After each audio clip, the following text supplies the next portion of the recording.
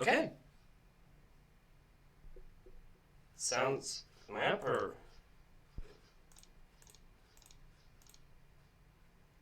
Okay. I think I'm up.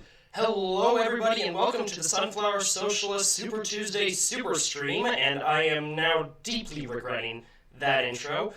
So far, I'm going to go ahead and go over to the results page. We are already...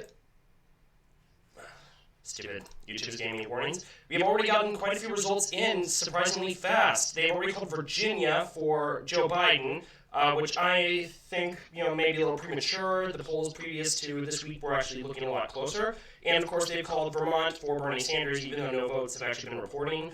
But he is the favorite son there, so I don't see why that would really even be much of a controversy.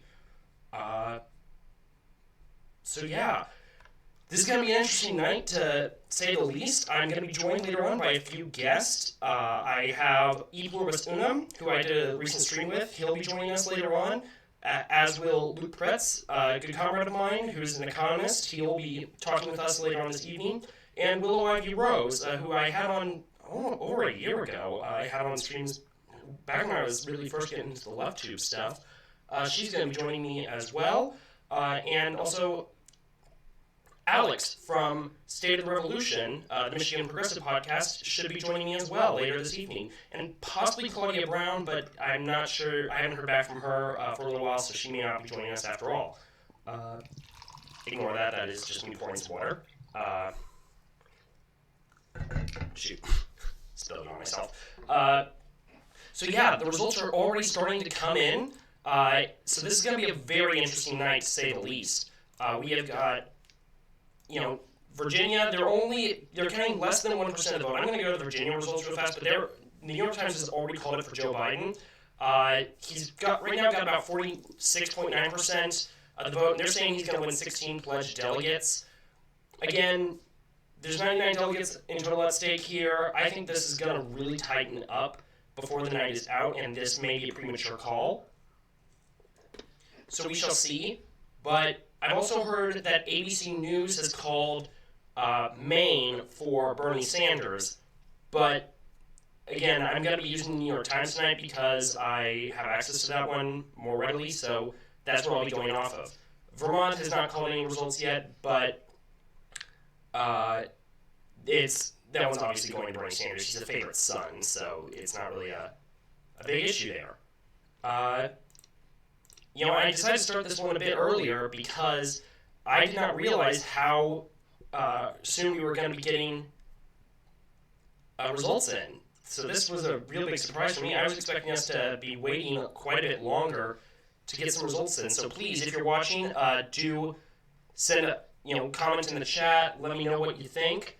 I may have to step away for a little bit at some point in the chat just to get another cup of coffee, and actually I may need to get something out of my backpack real fast, so I may take a quick break real fast. So, stay tuned. It's going to be a long night. I'm going to be streaming for the next couple hours, and it's going to be a very eventful night. As far as my predictions go for some of the other states, I am predicting California will go Bernie. I am predicting Texas, a close race. New York Times gives Bernie about a 50-50 chance there. I'm going to say Bernie will eke out a victory there very narrowly. North Carolina, I think, will go for Biden. Tennessee, Biden. Arkansas, Biden. Oklahoma, flip a coin. Alabama is an obvious Biden win. Massachusetts, this one's going to be interesting. I think Bernie Sanders is going to beat Elizabeth Warren. And if he beats Elizabeth Warren in Massachusetts, she's done. She can't really justify staying in the race anymore if you lose your own state like that. Minnesota, that one is going to be a Bernie one now that Klobuchar's out. She's basically left open the door to him because her support is going to be split 3 different ways, or really 4 different ways. When you think about it, because there is some crossover between Klobuchar supporters and Bernie supporters, but not a whole lot, admittedly. Colorado is obviously going to go for Sanders, as will Utah. So it's going to be an interesting night, to say the least. I think that Bernie will win the most delegates, but it will be pretty close. Polls in Maine apparently don't close for another hour, but we're going to start to see results from North Carolina here pretty soon. Here in about 15 minutes, the polls will close there, and they're saying it's pretty likely Biden. So, that one's a bit of a wash. I think Biden's going to have a good time earlier in the night, but Bernie's going to have a good time later in the evening. So, we'll see. I'm just going to check and see what the results are, and still only about 1% reporting in Virginia. Oh shoot, people are going to be seeing that. But it's only a couple counties and only a handful of precincts there, but Biden's got a lead so far. I thought I had an ad blocker. Whatever. So tell me what y'all's thoughts on the election so far are. There's not many people watching the stream right now, but I'm gonna step away for one quick second to go get something from my backpack, and I'll be right back. So hold tight.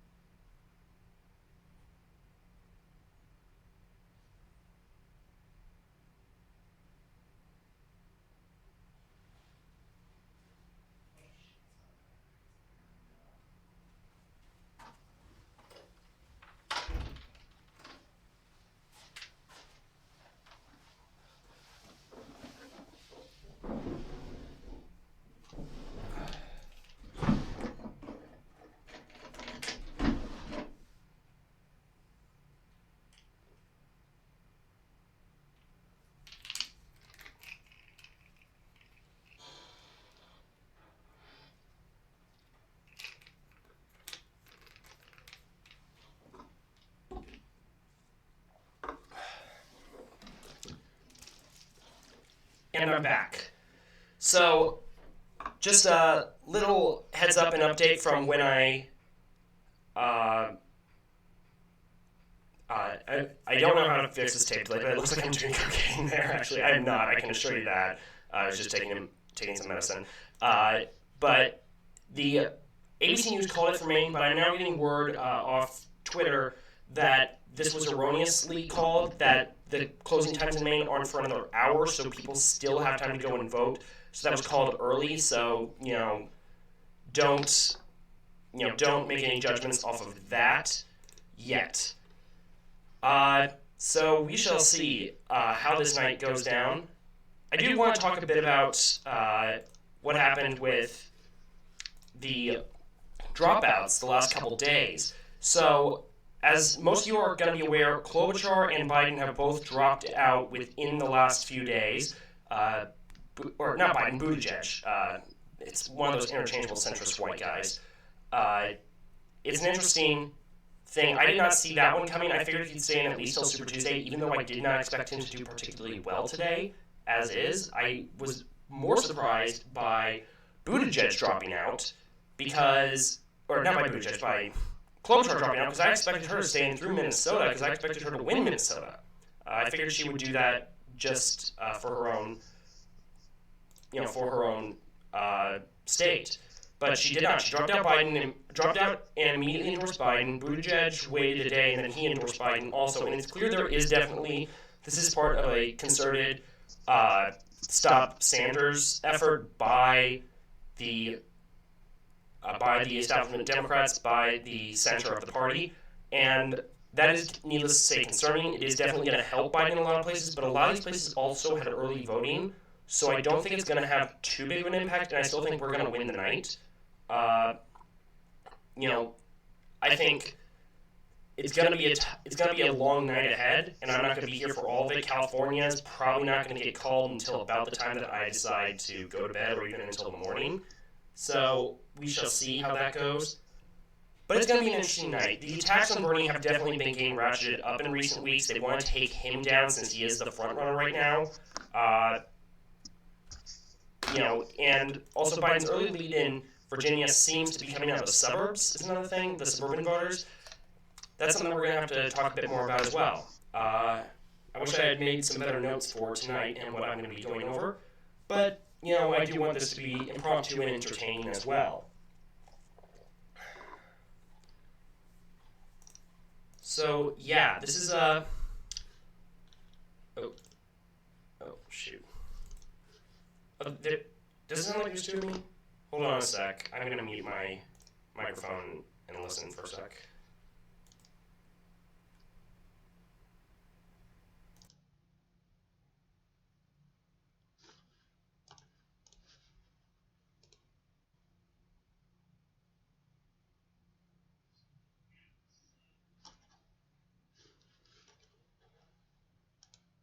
Yeah.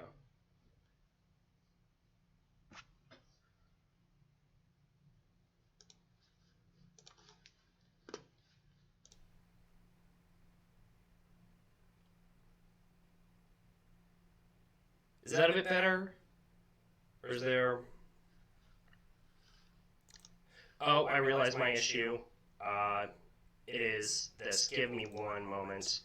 I just realized what my problem is. It's Discord, which I'll be using later tonight.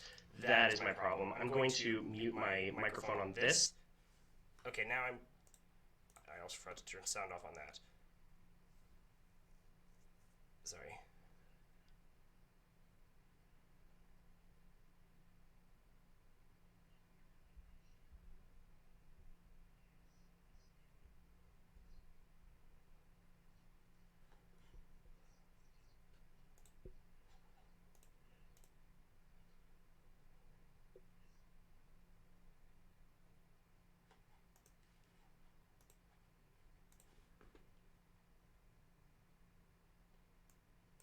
Okay, that should be a lot better, and I apologize that this is coming through my desktop right now. You're going to be hearing both of this here in a second, and I'm sorry about that. I had to check my audio because it's a little hard to check it because this is the first time I'm using Discord for this little piece of it.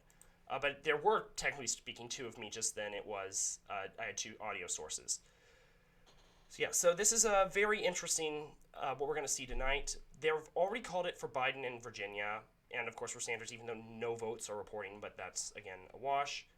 But going back to the centrist candidates before I have my little technical issue there, it's pretty clear there is an effort, probably Obama is part of this effort, and this isn't conspiratorial. This is just, what the reality appears to be, that there was a move by the center of the party to push, for a single anti-Bernie candidate, and they want Biden to be that candidate because of his very strong showing in South Carolina. So they want to push him out in any way they can. Hi, coming from Hawaii. That is something I also would like people to do throughout the night. Let me know where y'all are from. I'm curious to see where my viewers are. I remember in my last stream I was getting a lot of viewers from like Brazil of all places. It was kind of weird. But I'm just discussing the centrists in the party. They are very clearly trying to do the Stop Sanders movement, and it doesn't have anything to do with the nonsense about electability or about, Bernie can't beat Trump or whatever. It all has to do with preserving their power within the party because they see what Bernie's doing, and this, threatens their stranglehold on the party establishment and on the party organization, and they don't want that to happen. They want to preserve their power and their privileges within the government and within the party, and so what Bernie's whole movement idea is doing is a threat to that. And it's clear that they have started to coalesce around Biden as their choice. Beto O'Rourke also endorsed Biden yesterday. But I think one of the big issues for Biden is still Michael Bloomberg. Michael Bloomberg is still running a campaign to the right of Biden, but he doesn't have any ground game, but he's running a lot of ads, and he's definitely going to be a thorn in the side of him on that more moderate, right-wing, older, upper-middle-class voters. Those kind of professional managerial class voters, older white professional managerial class voters, it's going to hemorrhage those two, from Biden to Bloomberg. And so that's definitely a concern that Bloomberg is going to have going forward. My thoughts on Warren staying in the race, though, and I think there is a reason to go a little bit easier on Warren because she does attract some people, and I think we do want her to eventually endorse Bernie. She has been very much going after Bernie because she sees her own support hemorrhaging. She's concerned about losing the election, and she sees two ways of two ways of winning this. One is by attacking Bloomberg from the left. The other is attacking Bernie from the right. See if she can coalesce support from both the moderate and left wings of the party, because she's kind of in an awkward position there.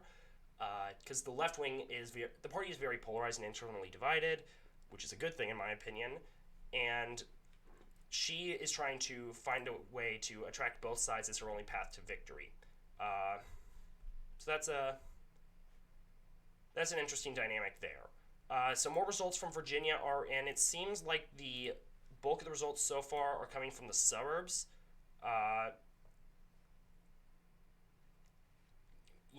The areas, it's, not coming a whole lot from the, Richmond area or anything like that. It's largely coming from the suburban areas outside D.C., around near Alexandria, Frederick County, places like that, near D.C., the suburbs of D.C. That's areas I would think the PMC white voters are a lot more larger size of the population, so that is definitely where I would expect Biden to pick up a lot more support. But we're going to have to see a bit more within rural and urban areas in Virginia, see how the support comes in there.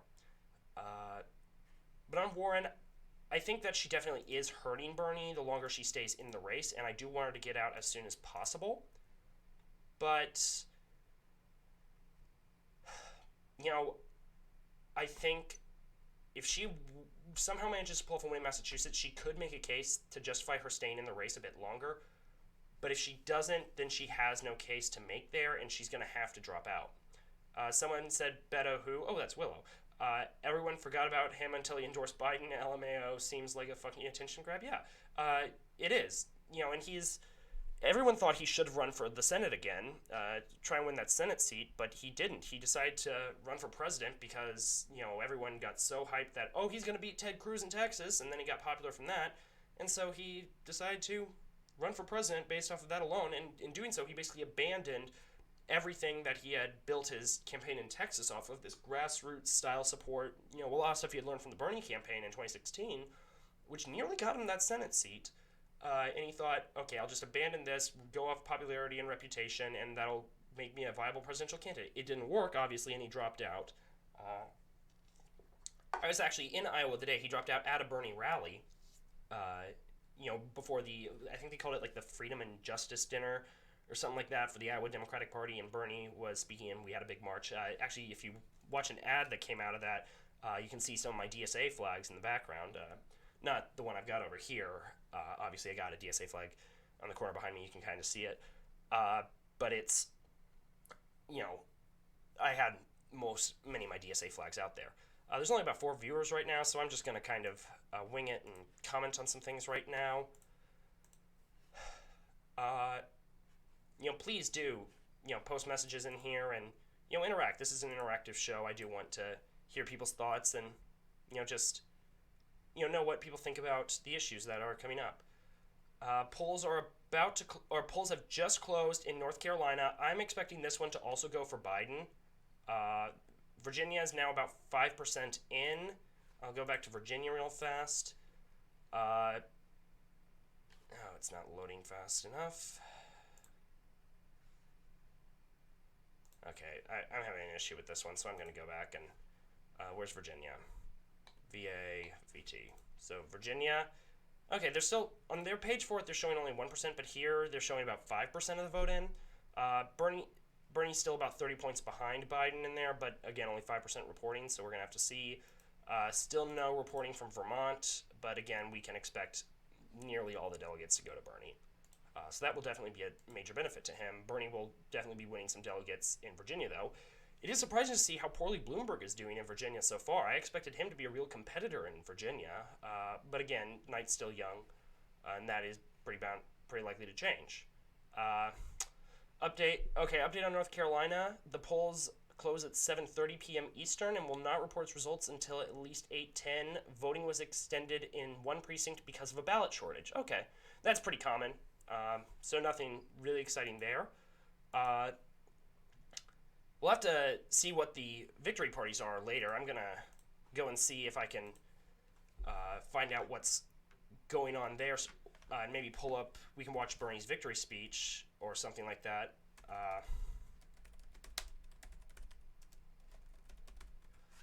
later on. Uh, but yeah, this is already starting to see a bit of the race as it, we're getting a bit more of a sense of what the race is going to be like as it goes forward. Uh, I'm anticipating as these Midwestern states, because Iowa, they already had theirs, and that one was a cluster. Uh, it did not. Bernie did much better than Biden there. Buttigieg was the winner in terms of delegates, but Bernie in terms of votes, again, it was a mess. I think it's probably clear to call that one a tie. Bernie won narrowly in New Hampshire, but then had an absolute blowout in Nevada. Blew everyone else out of the water there. Oh, they are calling North Carolina already for Biden. Again, they're not actually giving us results yet, but I expected that one to happen anyways. Uh, okay, they're saying about 14% of Virginia is in. Okay, here we are. Virginia, they're saying about 14% in. They're still calling it for Biden. I think if we look at the map, again, a lot of suburban areas, and I think we're going to see Bernie's numbers go up throughout the night. But I am surprised at how Biden is doing so far in that count. That is very surprising for me. And I know this is I started early. I should probably comment on that.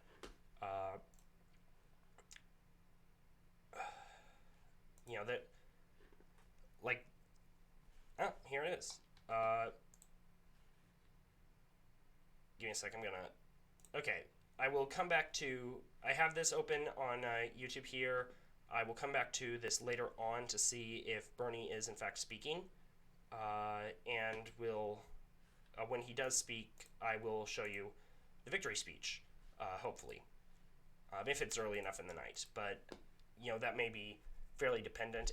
Almost everyone gives a victory speech on Super Tuesday unless they just do really badly and then they give the speech saying they're dropping out. I expect Warren to give a speech like that. Bloomberg will find a way to spin it because we all saw that debate where he said, "Oh, I clearly won the last debate," but everyone was like, "You ate it last debate." Warren tore you to shreds in that debate. So it's Uh, okay, here's some comments here. All right, Carter, how are you?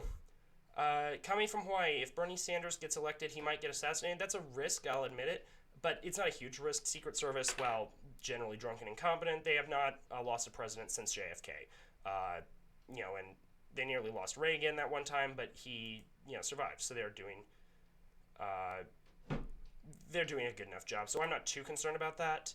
I will say I do think that the security state would not be very happy with Bernie. They'd probably try and undermine him at every turn. And we just need to be prepared for that, and that's why we need to organize and we need to agitate, and we need to be building a movement to counter that power.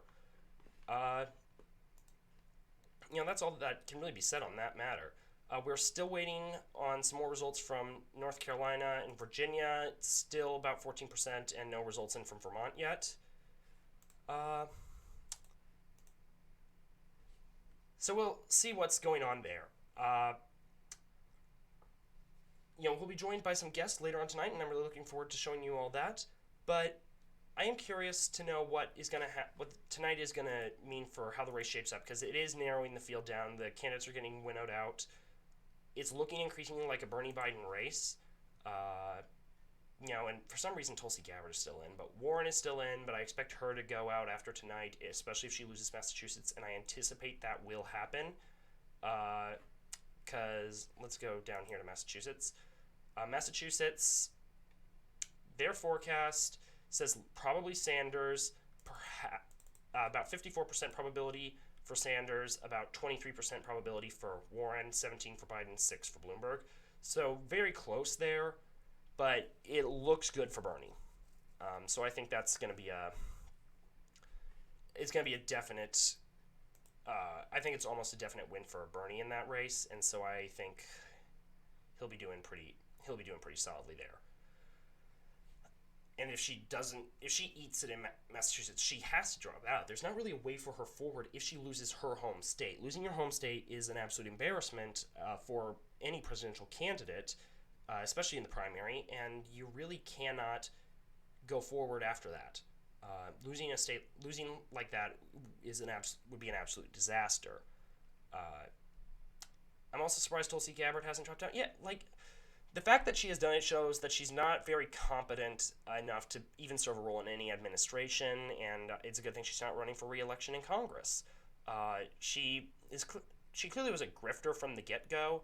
She only endorsed Bernie in 2016 to further her own ends and promote herself in elections down the line. But like she's a very problematic and troubling figure when you look into her past, not just the homophobia, but her ties to far right dictatorships in India and in Egypt. These are just very concerning issues. And God, I'm trying to remember the name of the channel that did it. Shoot.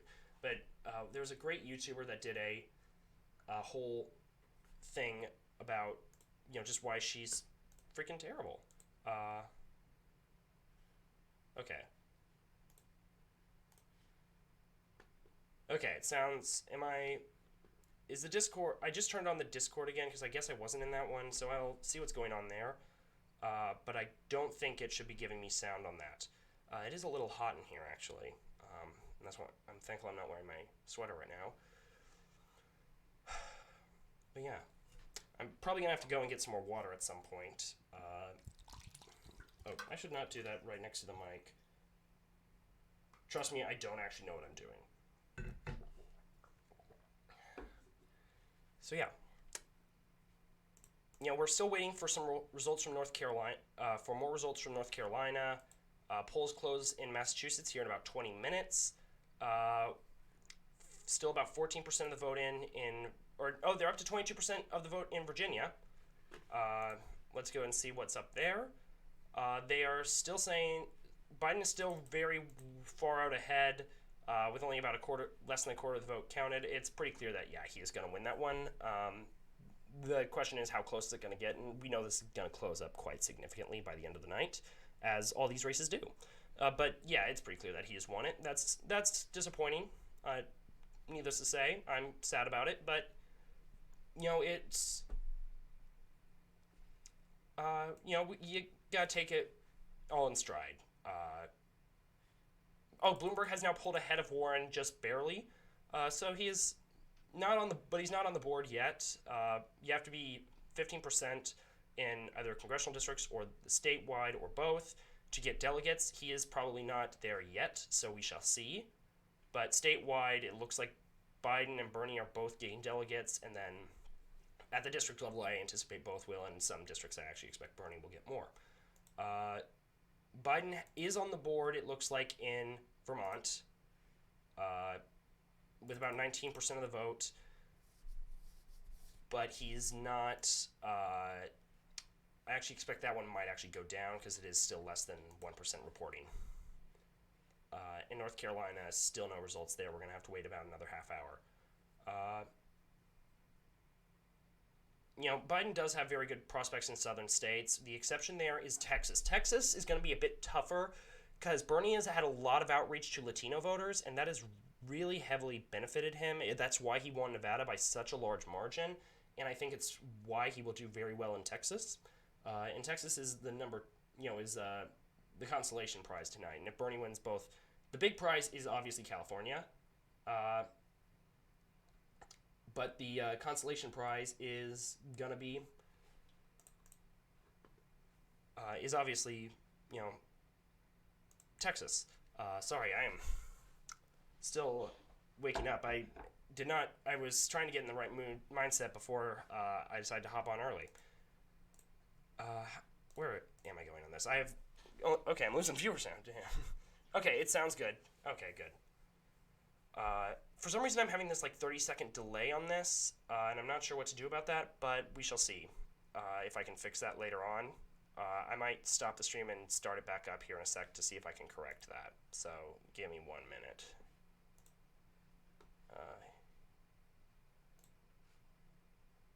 Oh, wait, it's not letting me do that. Okay, never mind. So we got the 30-second delay, so that's going to be an issue. Make that a note. Know that for my guests tonight, use the Discord audio and not the live audio. It's... See, any more results coming in from this? It's going to be an interesting like it's already shaping up to be a fairly interesting night. I think that Bernie's bigger wins are going to be further out west: California, Utah, Colorado, Minnesota. Uh, so the early part of the night, I wasn't expecting to do as well. But we're still about 15 minutes away from polls closing in Maine and Massachusetts. So we'll see how that one goes. Uh, I think Bernie will win both of those because again, Biden strongholds are the southern states down here. Bernie's does a lot better up here and out here. So we're gonna have to see. One of my professors was saying that he doesn't expect Bernie to win anything in the Midwest, and I'm just, Bernie does have support in the Midwest as he showed in 2016, and as he is starting to show again here. So I think that the idea that he won't win these key Midwestern states, Wisconsin and Michigan, in either the primary or the election or the general election, is a little ridiculous.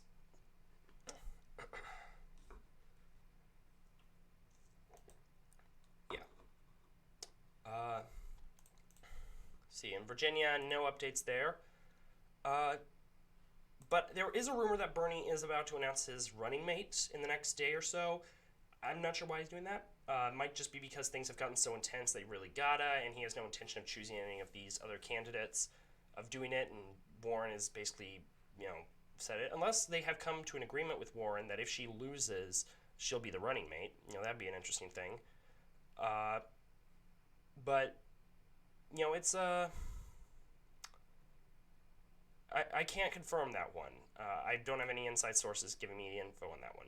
I will say next week is also going to be very interesting because that week we have Missouri, which is the state even though I'm from Kansas and vote in Kansas, I go to school in Missouri, so I'm, currently staying in a room in Liberty, which is north of Kansas City right now.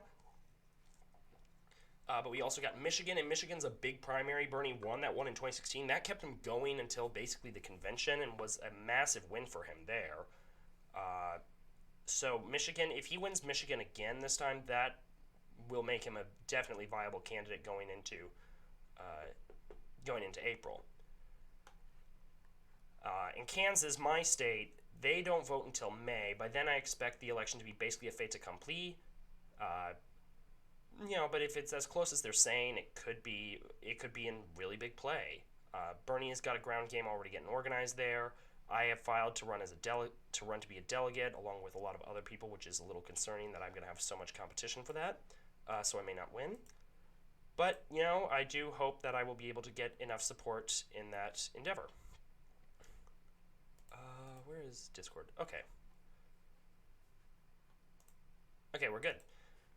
Just need to check and make sure all my stats and numbers and everything is going all right. Here we are, show. YouTube always has a delay. It's normal. Okay, this is a pretty significant delay, though.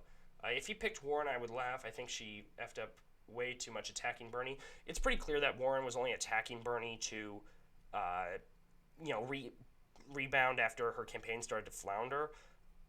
It hasn't worked clearly. She's set to lose her own home state tonight, and that would be rather disappointing for her, but beneficial. I will say when I did meet Elizabeth Warren, back in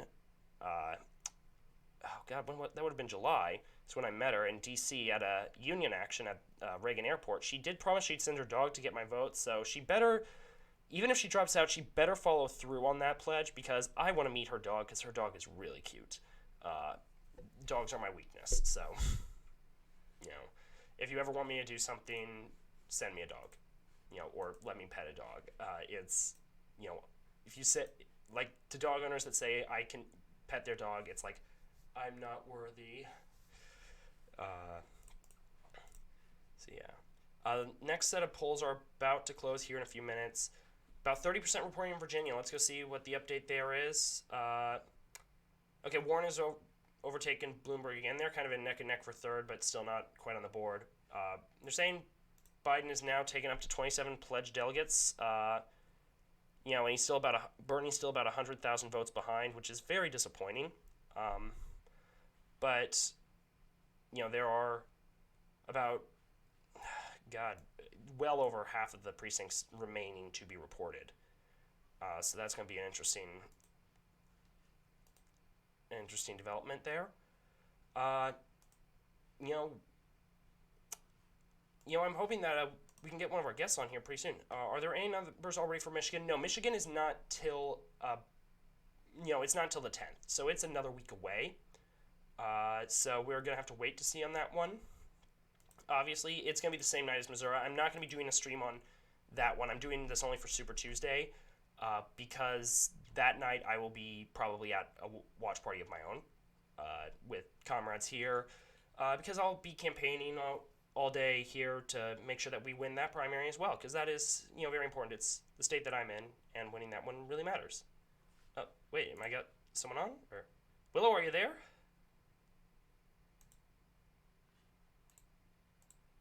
Hello, Willow. Let me change my screen here. There we are. So yeah, Willow, welcome to the stream. Want to introduce yourself to everyone listening?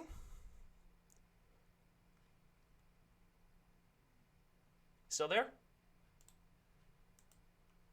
Hello? Are you there? You can't hear me on here? Okay. Let me see what. I know what's going on. It does this all the time for me, so let me fix my audio here. God, I hate this thing. Input device is this. Output device is that. Can you hear me? Yeah, sorry. I had to fix the settings there. I forgot that I hadn't set it up to do that. Okay, now you can hear me on there. So how are you doing? You haven't done this in a while. Yeah, me too. Uh, yeah. We haven't done one of these streams together in a while. It's been some time. But introduce yourself to everyone listening in case they don't know you.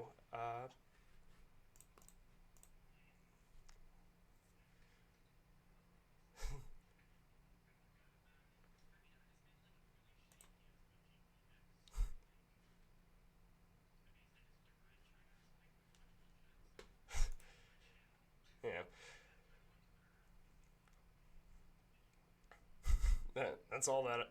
That's basically left tube in a nutshell. Yeah. So yeah, but you do a lot of stuff with geopolitics in China, and I might actually want to ask you some questions on that later tonight. But what do you think of the results so far and what we've seen? Biden looks like he's pulling off this win in. Wait, you can't hear her? Some people are saying on the stream that they can't hear you. Let me fix this. Actually, I may need to increase the desktop audio. Okay, can you say something real fast so I have you on here? Oh, I muted it. That's the problem. Oh, Yeah. fun. Okay. There we are. Well, Okay.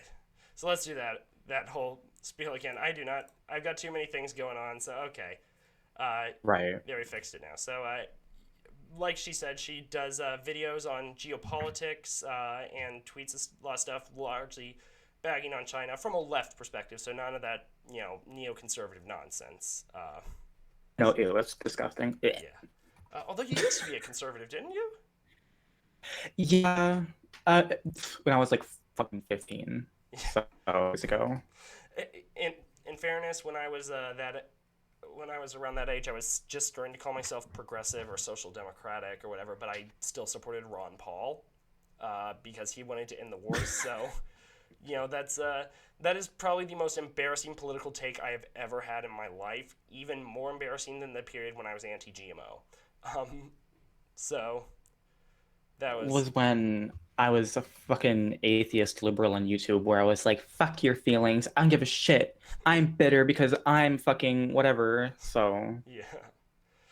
We all had thank God deleted that bullshit. yeah, we all had our less than positive phases here. I'm not sure if I'm in mine now or not, but yeah. So we got Biden winning in Virginia, and that one surprised me. Bernie winning in Vermont, and well, they haven't called it as Pluribus pointed out in the chat. He'll be joining us later. They are calling North Carolina, but the results aren't in yet. So, what do you think of how this has been going so far? You know, do you think that we're gonna have a good night in the end, or are you still kind of nervous? I mean, in like the West, in like the Midwest, and it's like the northern states, I think he'll do great, do fine. Virginia, like Oh, I know people from Virginia and the Virginia area, yeah, so like I knew Biden was going to win that one. North Carolina, like the southern states, Oh yeah, maybe he'll win Texas. Lord knows. yeah, Virginia, no. yeah. That's going to be a Biden state for fucking sure. Okay. I I was probably a little too optimistic on that one to be honest, but yeah. Uh, Texas, so that one, I think Bernie will win Texas.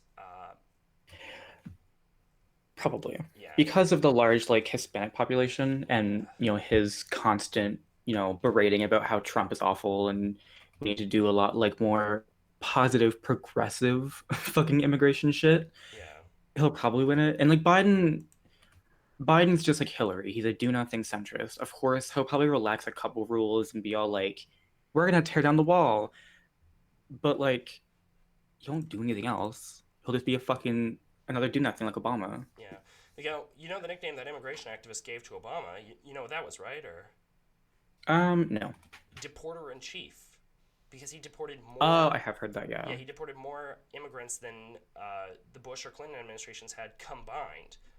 So I don't know if Trump is on track to match him for that one, but it wouldn't shock me if he was. But Biden wouldn't change that much. Biden wouldn't abolish ICE. He wouldn't put a moratorium on deportations or anything like that. He would, you know, it's the basic centrist pledge is, 4 more.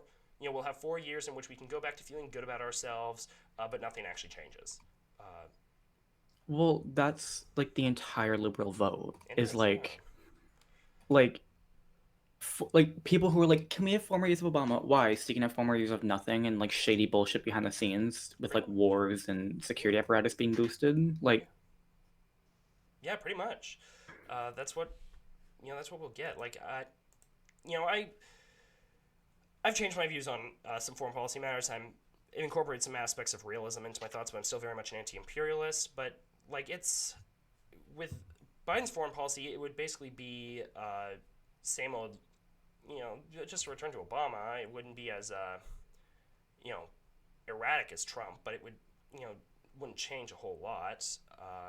You know, wouldn't be good for people in the global South by any means. well, I mean, Biden's foreign policy, like, I don't know too much about it. Yeah. So I'm kind of shooting the shit here, but like, I'm gonna take a wild fucking guess. I'm gonna take just a psychic reading of his fucking foreign policy page. It's dog water.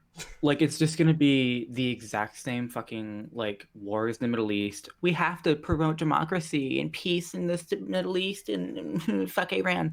Like it's gonna be the exact same bullshit, just like liberal. Yeah, basically. I'm actually gonna go to Joe Biden's website Yeah, here you and look at should. his fucking foreign policy and then gag. In gag, yeah. It's probably I know one of the pieces of his pitch has been we need to strengthen NATO, which yeah, you know, and How? Like what would you do? yeah, I don't even know how you would strengthen NATO, and I disagree with even Bernie on NATO. I think we need to start deconstructing NATO because it's just an agent of imperialism. Uh, 100%. but it's we're getting about 40% of the results of Virginia are in now. Still, Bernie's still about half of what Biden has got. But yeah, Bernie does want, to. He says kind of similar to, I hate saying this, to Trump in that he wants the other member states to, meet their commitments. But I think he's saying that more as so the U.S. can play less of a role instead of so we can enlarge it and do more imperialist nonsense. Bernie is an internationalist. He's been very clear about that. We're about to get Hmm. polls close in Alabama. Alabama and Maine. So these are going to be two interesting ones. Alabama, not so much, but Maine, we're going to have to watch that one. Uh, are you on his foreign policy page yet? Or I'm looking for it. I don't really know. Like his website's kind of weird. There's no like yeah, specific thing. yeah, that's sounds about sounds about right. Let's Oh go. wait, here we go. I found it. Joe Biden. Renewing our basic American values, recommitting to our allies, and using military power. Fuck off. Are you kidding?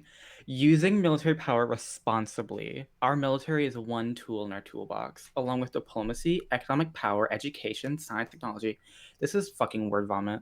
We Yay, must invest in imperialism. we must invest in and strengthen all elements of our power. We What do need you mean? no, Like massively increasing the Department of Defense budget and the Department of State's budget at the same time. Oh my God, love it. We Yeah, must modernize our military. You have the most modern military in the fucking world. Are you kidding me? yeah, it's we don't need Wars of tomorrow. God, like We only deploy American troops into harm's way when it's our vital to our nation's security interest. That literally is used by everyone, even like the fucking conservatives. It's valuable to our interests. Yeah, maintaining global capitalism is of your interest, dipshit. yeah, it is. Uh, Hello? oh, can you not hear me? Can you not hear I me? can hear you. Okay, sorry. Okay, because I'm still here. But Yeah. yeah, it's his stance on like he's he's been a speaker at APAC like 12 freaking times. I don't know if Hmm. he spoke this time, so he's definitely going to be very, like he won't be pro Netanyahu, but he'll still be very pro Israel. Bernie Sanders would be the single biggest friend of the Palestinians as far as an American president has ever been. Uh, Yeah. which not saying like that doesn't isn't exactly a hard threshold there, a hard threshold to match, but it's an important thing to acknowledge. And we need to recognize that. Uh, more sable rattling towards Russia would be Biden's foreign policy. It would just be a disaster on that front. Yeah. I mean, his recommitting to our allies thing. None of the great challenges we face can be met alone. If we don't lead the world, someone else will. But Like that is such a gross and like just a typical standard American line that was used. like when I did my video back when Trump first became president about the TPP, and that I was responding to an article in the New York Times, and that was literally the argument they made as to why we need to stay in the TPP, because that was like the one good thing Trump has done was pulling us out of that, uh, and the argument was, oh, if we don't lead the world in terms of trade, then China will set the rules, and it's like just Well, I mean, like it's the same thing. I wrote a video or made a video recently about like why Saudi Arabia wants nuclear weapons. yeah, And a part of it I cut out was like a very shady backroom dealing that Trump has been doing with his administration to sell them nuclear tech, not like weapons, but yeah, energy tech, whatever. I'm get into it. yeah. But Trump's whole reasoning was, well, if we don't, then Russia, France, or South Korea will. Who do you want and who do you trust to do it? Yeah, It's like that's not the point. Like Russia hasn't sold nuclear tech to a country and then that country all of a sudden had fucking bombs. Like yeah. Like that hasn't happened. like Russia has sold like some nuclear reactor stuff to you know uh, to Iran and stuff, but Iran doesn't have the bomb, and they're not gonna have the bomb, or they unless like the hardliners get back in which case that might be a bit more touchy. But even then, I don't think they would, because the religious elites, they don't actually like nuclear weapons because they view them as satanic. Uh, Right.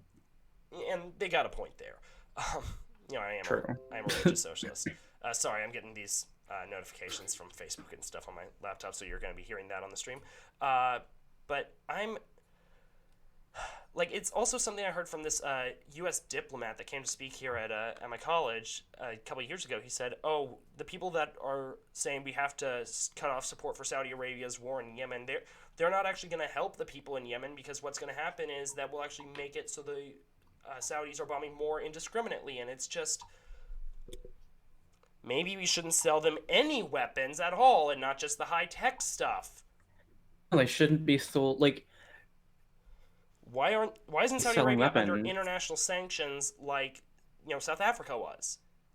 Right. Like I advocate boycott, divestment, and sanctions on Israel, obviously, but we should also there's not a whole lot of personal boycotting you can do of Saudi Arabia because their only export is crude oil. Uh, Basically. yeah, and so like we can't really personally boycott that product. So what we should do is we need to institute serious economic sanctions, especially on the arms trade on Saudi Arabia. There's they're an absolute monster, and Bernie Sanders is one of the only ones on the stage at these debates that is calling out Saudi Arabia constantly. And you got Bloomberg has basically defended them a couple times, and Bloomberg is basically Trump with decorum is what he is at the end of the day. And doesn't like guns. That's the only other thing that sets him apart from Trump. But, yeah. Like people have literally said there's no difference between Michael Bloomberg and Donald Trump besides Michael Bloomberg is nice. Yeah. Like any other thing, I will Like say fuck there is off. definitely a difference between Bloomberg and Trump on the issue of guns because Bloomberg would probably support a handgun ban, for example. Uh, you know, Trump obviously wouldn't.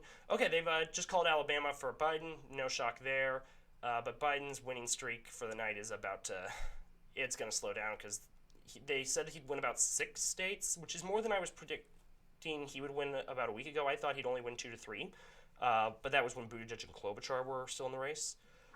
Uh, Ugh. yeah. Uh, but, Bernie's big ones are about to come up, and Maine is the first one up for the night, and no results are have come in there yet, so we're going to have to wait and see. But, it's. Yeah, still no results on Maine, but, North Carolina, we have results in North Carolina now. It's actually looks like it's going to be closer than Virginia, actually, although only a small percentage of the results are in, about 1%. But it's 30 to 23 with Bloomberg in third and actually looking like he's going to be on the board for delegates. Because do you know how the rules on delegates by chance? Or No. okay.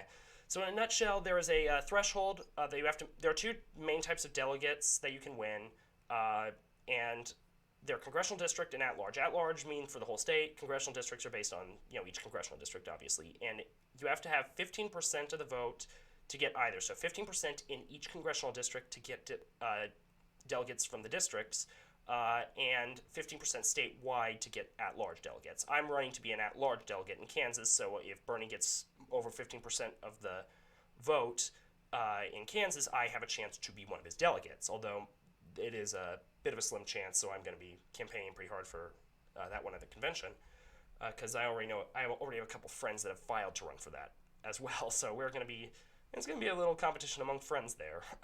It'll be a little sad, but hopefully Bernie sweeps Kansas. But Bloomberg has not gotten any delegates yet, but he might tonight. That's what his goal is, because his goal is to deadlock the convention. Um, yeah. Um, yeah, it's just. This is going to be a bit crazier of a night so far. So far, so yeah. Yeah. Like, what is? Um. Yeah. Oh, go ahead. What? No, you go. It's fine. Okay. So you're up in Canada, and remind me where in Canada you are. I live in Kingston, Ontario, Okay, in near Ontario. Ottawa. So, what are the thoughts of people up in Canada on the race in general? I mean, like right now, Canada's seeing like a conservative push because liberals have been in office for 4 years. There was just an election Yeah, late last year in October. Um, there's a liberal minority, but the conservatives won the popular vote. yeah, Obviously, whatever, didn't get it. So, I mean, like, there isn't quite the progressive push right now because there is nothing to push. Like, Trudeau has kind of like satiated the liberals a little bit. He's like the pretty face of like, yeah, well, like past like minor things and like feminism, yay, cute. Like, there's none of that. So like, people do support Bernie here. Like, there's a lot of pro Bernie. Like, I know pretty much everyone I know loves Bernie. I've met like a couple Warren supporters. There's a lot of Trump. Like, I went up north last year, Northern Ontario, to a small town called Hearst. And when we're driving up, it's like a logging town. So we're driving up this highway. I see Trump flags, don't tread on me flags. I see you're not gonna take our guns, like very American shit, didn't they already take your guns in but in Canada? Ontario. I mean, we have very strict gun laws here. Like the licensing, like to get a long arm gun for like hunting, like a rifle and shit, it's it's not easy, but it's not hard. To Yeah, get a handgun, you have to have like an advanced license. So you have to have your like normal license and then you have to apply and do whatever for your advanced license to get a handgun. And then anything beyond that, there's a lot more checks and balances and stuff like that. So it's we don't really have a lot of gun violence here. It's on the rise in places like Toronto, but That's a city of 6 million people, so it's gonna happen. Yeah. Um, our premier Doug Ford is Oh like God. a little mini Trump. Like he Yeah. fancies himself to be such a little Trump, but he's so not. Like he's so gross. And for those who don't follow Canadian politics here, Doug Ford was the yeah, what's the brother of what was his name? Rob Ford. Rob Ford, who is the now passed away crack smoking mayor of Toronto. Uh, There was pictures of Rob Ford smoking crack with drug dealers in an alleyway or somewhere. And he's like, I've never done drugs. And then like videos and pictures surfaced of him smoking crack. And then he went on this whole weight loss journey to try and like boost his like public image. And then he ended up getting cancer and then dying like 6 months later. It was a whole thing.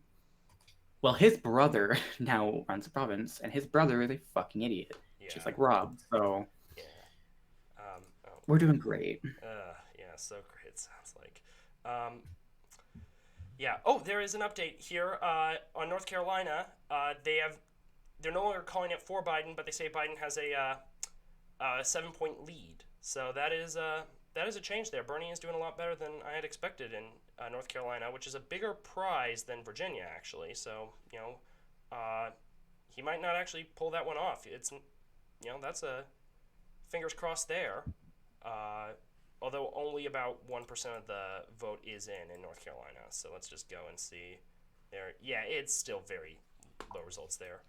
Uh, so you are getting a bit of a conservative backlash in North or in Canada. It sounds like, and that's I've heard about this whole Wexit thing as well. What's up with that? Fuck's sake. Yeah, Yeah, so okay. Wexit is Alberta is probably the most one of the most conservative provinces in the country. It's the biggest oil producer. Canada has something like 170 or something like that billion barrels of oil. 95% of that is in Alberta and the oil sands. So Alberta is essentially ran by oil companies, and Trudeau, wanting to kind of do at least minimal climate change efforts, sometimes occasionally pushes back against pipelines and oil sand mega projects and shit. Because of that, Alberta's pissed off. Pipelines are being disrupted pretty much every time there's a plan to build one. People get into a fucking uproar. Um, so they're like, yeah, we want to leave because fuck Trudeau, which stupid. yeah, And then we're gonna basically build our pipelines. Now the issue is, yes, international law requires if they would be landlocked, so we would have to guarantee them sea access along with the United States because two bordering nations that sea access bullshit. yeah, But you still can't build a pipeline through British Columbia yeah, because no one fucking wants it. No one like you're gonna build a pipeline through the United States. Okay, that has greater chances, but you still have to go to Washington, you still have to go to Oregon, and you still have to go to California, yeah, three states of which you have better chances of building pipelines in than British Columbia. It takes a lot. It's a lot harder to do that internationally. Like yeah. you can be building through two like an international border. It makes no fucking sense. It's so dumb. Like if they want to leave, goodbye. I don't give a fuck. I have no love for Canada. If Canada was going to break up into 5 different countries, Yeah, as long as I'm just in one of them, I don't give a fuck. Like yeah. whatever. And just like the like if I saw Step Back History made a video about it. It's been a while since I've watched it, but it was like they're it's kind of like the. I remember after Trump was first elected, there was this murmurings of a California secessionist movement, and it's just like, no, just stop. Like for one, this is a country that you know any part of this country that wants to secede and form its own country is already on very shaky grounds because we're a settler colony. Uh, and all the states are settler colonies themselves. So the only way, like federalism, is the only way to have any sort of legitimacy within that. Even if you want to claim any legitimacy, if you want to separate from that country and then try and go out on your own, where are you getting your legitimacy from? The fact that you killed all the indigenous people and you know then you decide to leave the country that set you up. Like, where's the? There's just no logic in Right. it. And There's yeah, go ahead. there's no logic in it, but also like it's just such a reaction. Yeah, Like there is genuine push to secede. Well, not genuine. It's like 1% of people, but there has been a long-standing push to secede from the Union in Washington and parts of Oregon. The whole yeah. country's name, but Oh California, yeah, like Cascadia. Cascadia, yeah, and with the whole like New England thing as well. Yeah, Like there has been some kind of secession talk from there, but California really only talks to secession when it's like a reaction. Same with Texas. yeah, Like there are movements, but typically those movements are like yeah, reactions to like we hate the fucking president. Like yeah, okay, yeah. And it's uh, the Confederate, like that was kind of literally what the whole Confederate States was literally, we don't like that Lincoln is president, so we're gonna secede. That was yeah. literally it, to preserve our own slaves. So fuck them.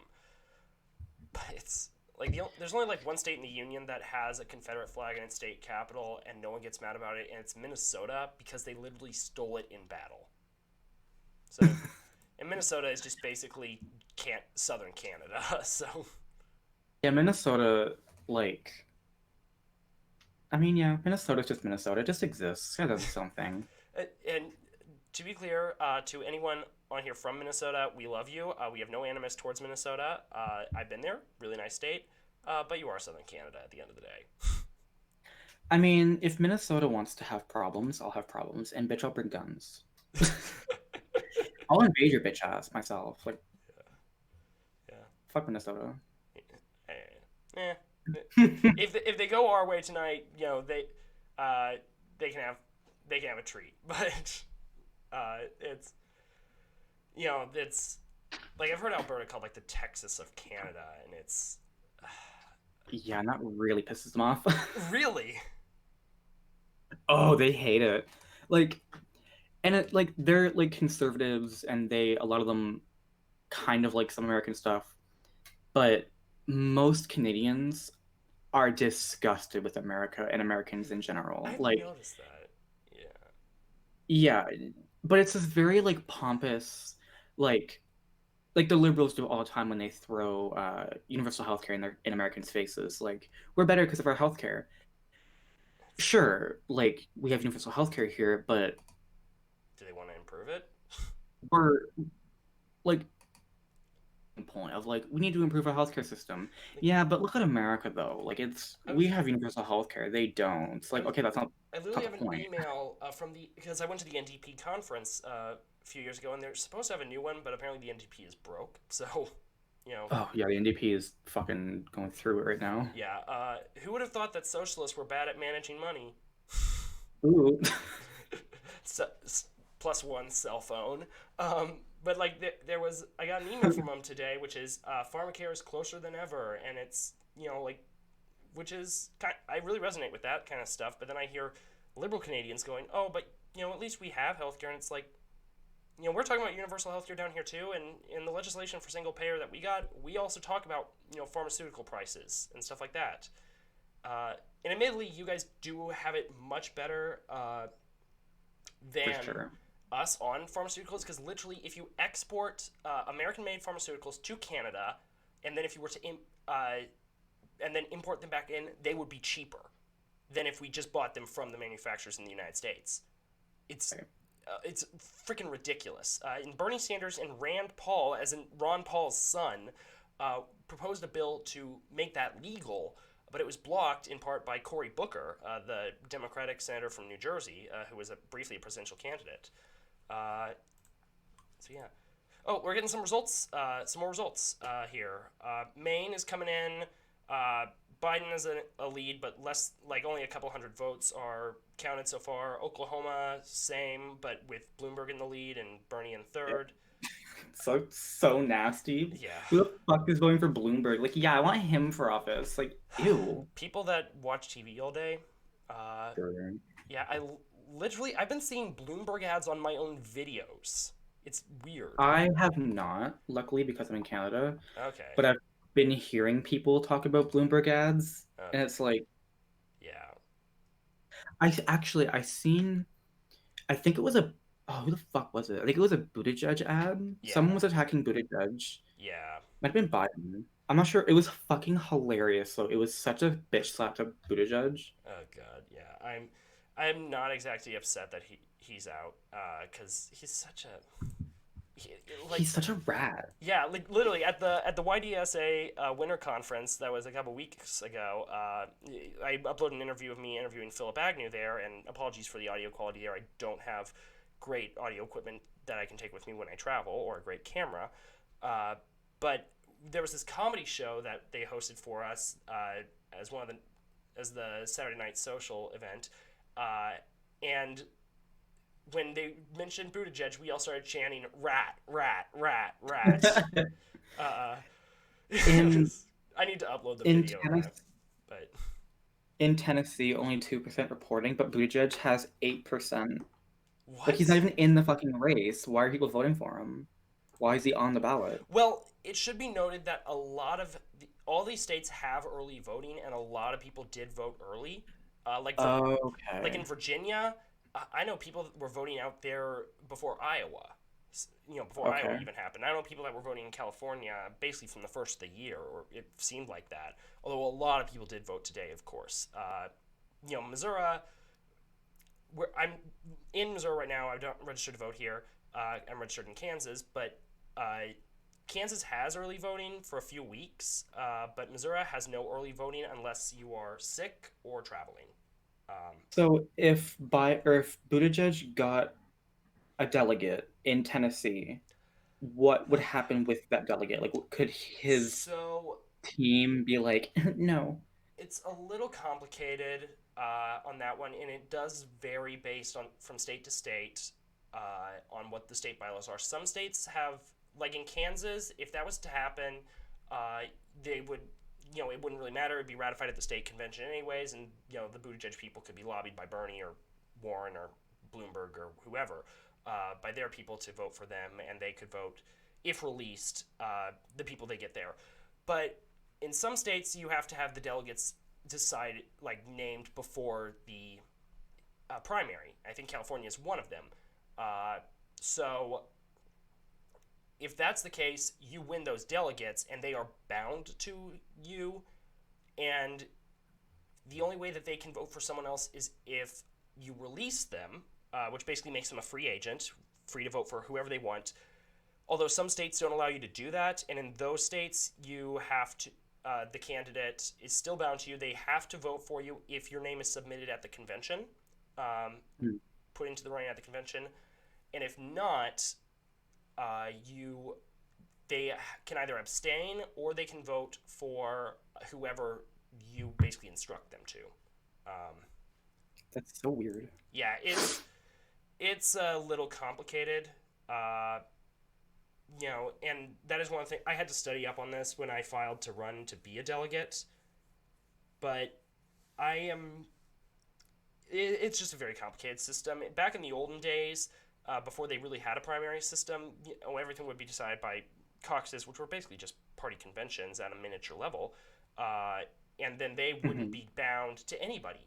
You would have candidates that would get into the race day of the convention. You would have candidates that would, be picked out uh, on the second day of the convention that would say on the first day, oh, I'm not running. Then on the second day, their name would appear on the ballot and that kind of stuff. And you would have, uh, multiple ballots throughout these conventions. These things could go on for weeks. Uh, it was like these, like 18th century papal conclave type things. Uh, it's kind of crazy.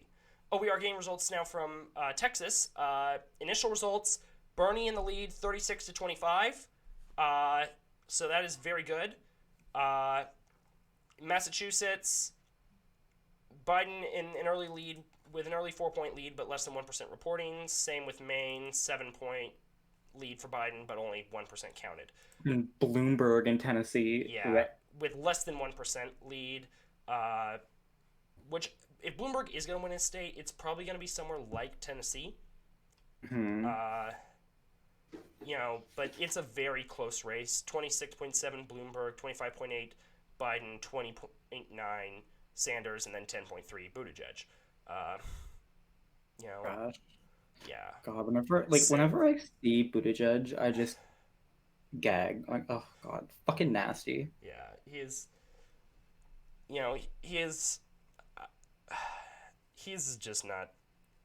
His whole appeal was, I'm a young gay mayor from a Rust Belt state. I can clearly beat Donald Trump, and it's like, why? Well, then he also tried using his veteran status, which he did like an office job for 6 months. Like, With the CIA, I might add. Like, he wasn't in the CIA, but he ew. basically was doing work for them.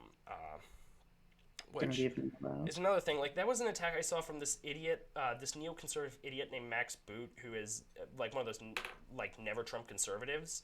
Uh, yeah, the only never Trump conservative I've seen that is actually seemingly genuine about it is, oddly enough, Joe Walsh, a former senator who ran, like, he was very pro Trump during the last election, uh, but then turned on Trump and over the last couple of years and, like, tweeted out the other day, like, tried to run against Trump in the primary. This time didn't do very well in Iowa, so dropped out.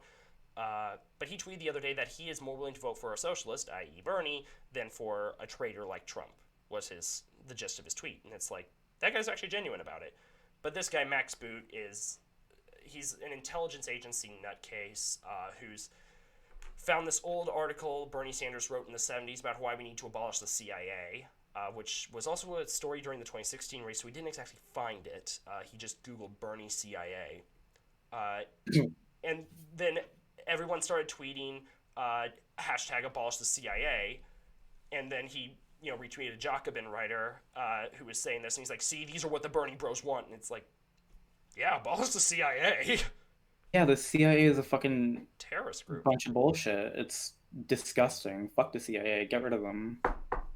Amen. Yes, we need to abolish the CIA. They're a Like, terrorist organization. At the end of the day, genuinely, yes. yeah. Like, I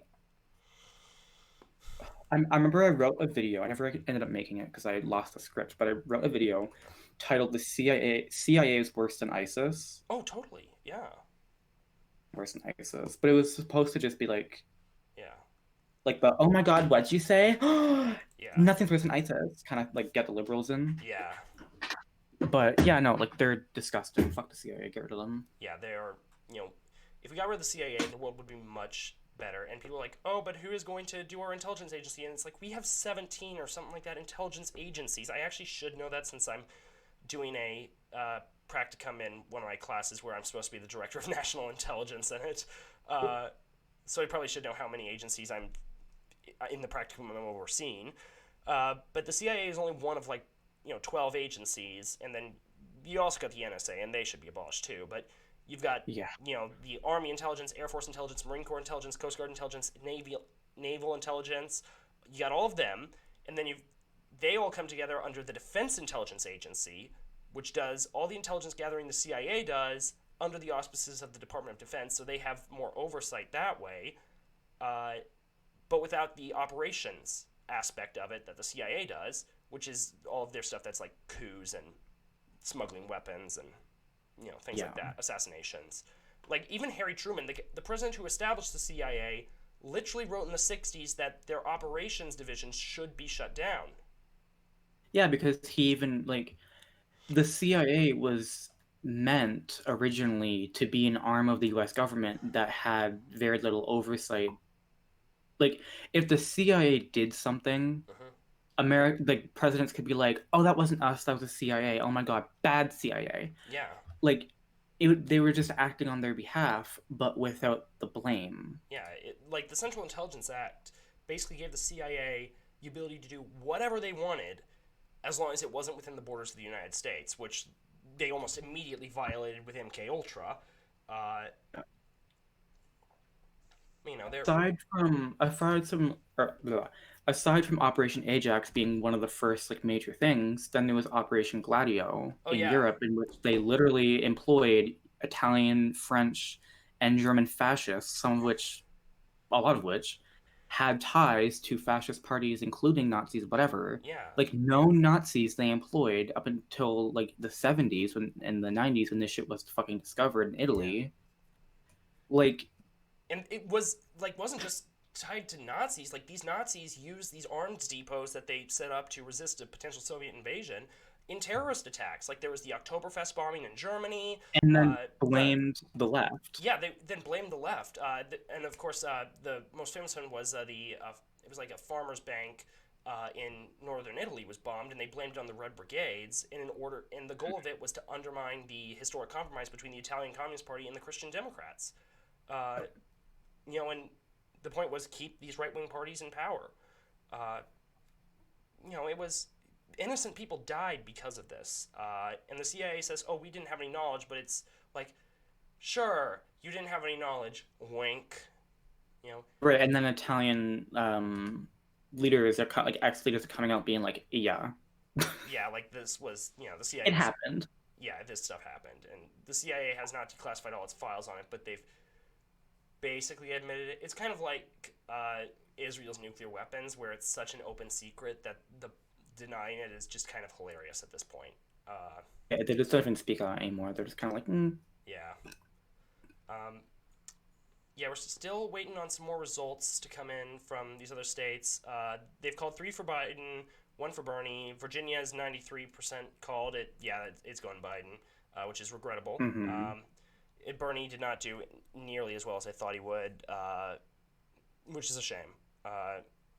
So, oh well. But apparently Tulsi Gabbard has picked up a delegate in American Samoa. That is surprising. Uh, I've seen someone in the chat say Bloomberg won American Samoa. Yeah, Pluribus. He's going to be on later tonight. I can't find results for American Samoa. Let me see if I can pull them up.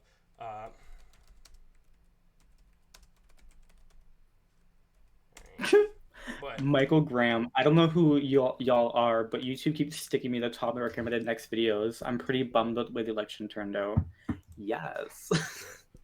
Yeah, we're okay. Yeah, they are calling it for Michael Bloomberg. That was surprising. I thought that Bernie would have this one in the bag, but it should be noted that it is very low.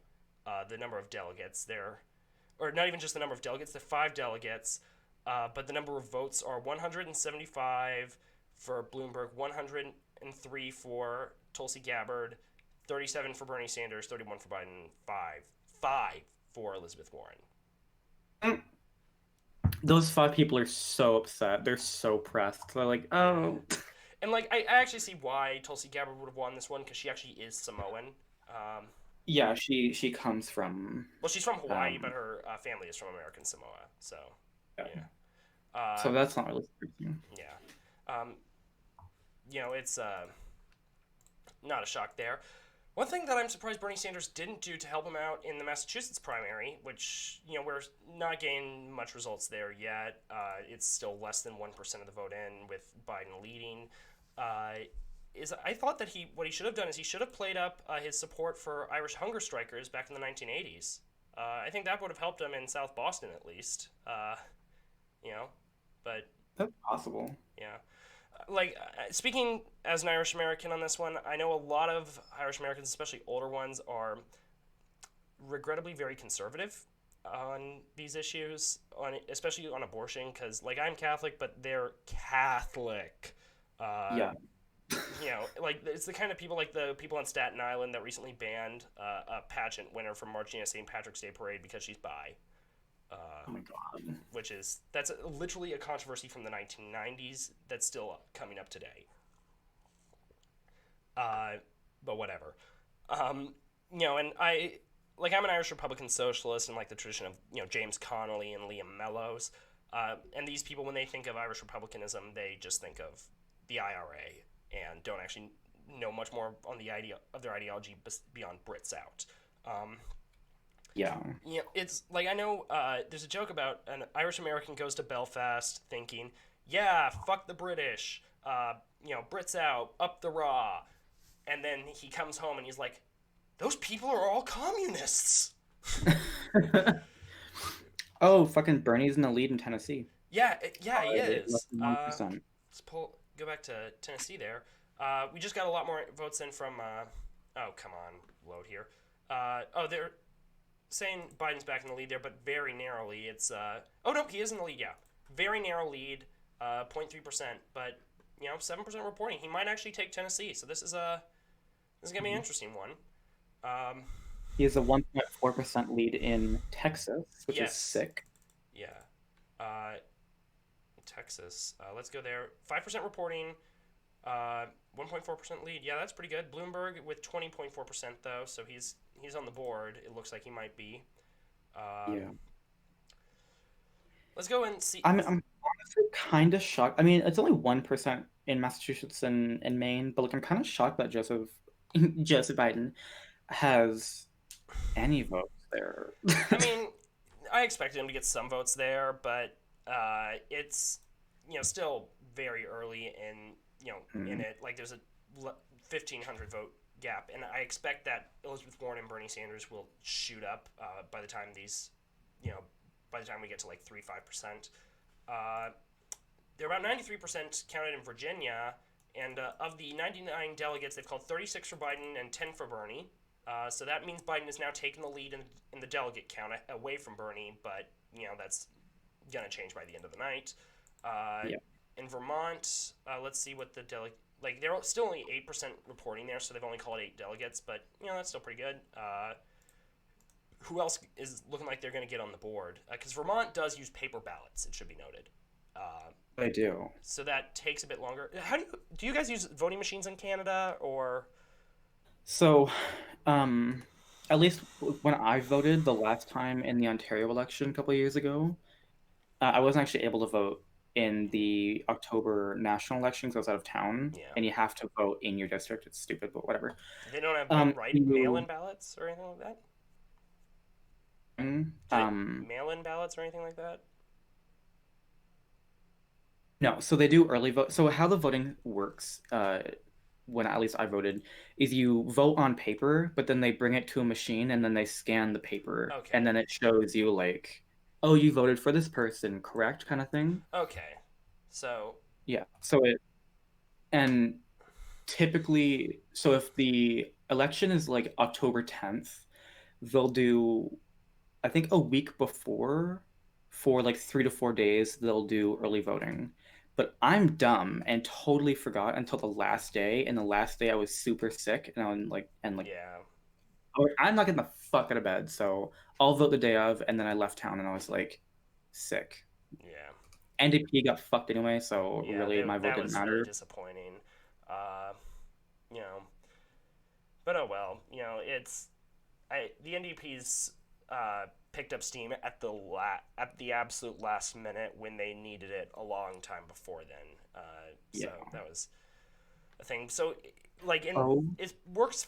My understanding is it works fairly similar in Vermont, where they do have paper ballots, but it's read by a machine. But that does take a bit longer. I know that's how it's going to be in Kansas for our primary, because Kansas is technically a caucus state, but the state government didn't want to fund a caucus this time because if they funded one for the Democrats, they'd also have to fund one for the Republicans, and the state mm. Republican Party didn't want to have a challenger to Trump. So they said, Oh, so the state said, we're just not going to fund it. Uh, and so the state party is now doing it on their own. They're funding it themselves, and they're going to be paper ballots, ranked choice voting. Um, so they keep the aspects of the caucus that they need to for legal reasons, but they can make it more accessible and just more efficient than the caucus system. So no yeah. people don't have to stand in a gym all day like they would in a caucus. So that'll be nice. I'm looking forward to that one actually. Uh, so Massachusetts still only 1%, Maine only 2%. Those are tilting or maybe Sanders states. Texas, Biden has got a lead there of only 0.6%, and in Tennessee, Sanders has picked up a lead in Tennessee now. Of zero point 0.1. So it's very Tennessee is a lot narrower than I thought it would be, and I don't think I've been to Tennessee since I was like 4 years old, so I know nothing about that state. But that is surprising. But it's a very narrow race between Bloomberg, Biden, and Bernie. So too many B Mm. names in this election. Bloomberg, Bernie, Biden. Blech. Buttigieg. Ugh. Yeah. Every time I hear him, I just roll my eyes. I can't even fucking listen to his name. He's such a Yeah. gross little fucking rat. I Uh, remember, oh my God, I remember I tweeted that I had a sex dream about Buttigieg, and I borderline got canceled. People were so fucking mad. They're like, what do you mean? I'm like, I'm sorry. They can't control my dreams, you fucks. Leave me alone. uh, yeah, that's just Buttigieg is. Yeah, he was a nut or just a weirdo, but I'm not. I'm not exactly mourning the demise of his campaign. I'm also especially not mourning the demise of Klobuchar's campaign because Klobuchar, I know people that have worked in her office, in her Senate office. Uh, they described her as the devil incarnate.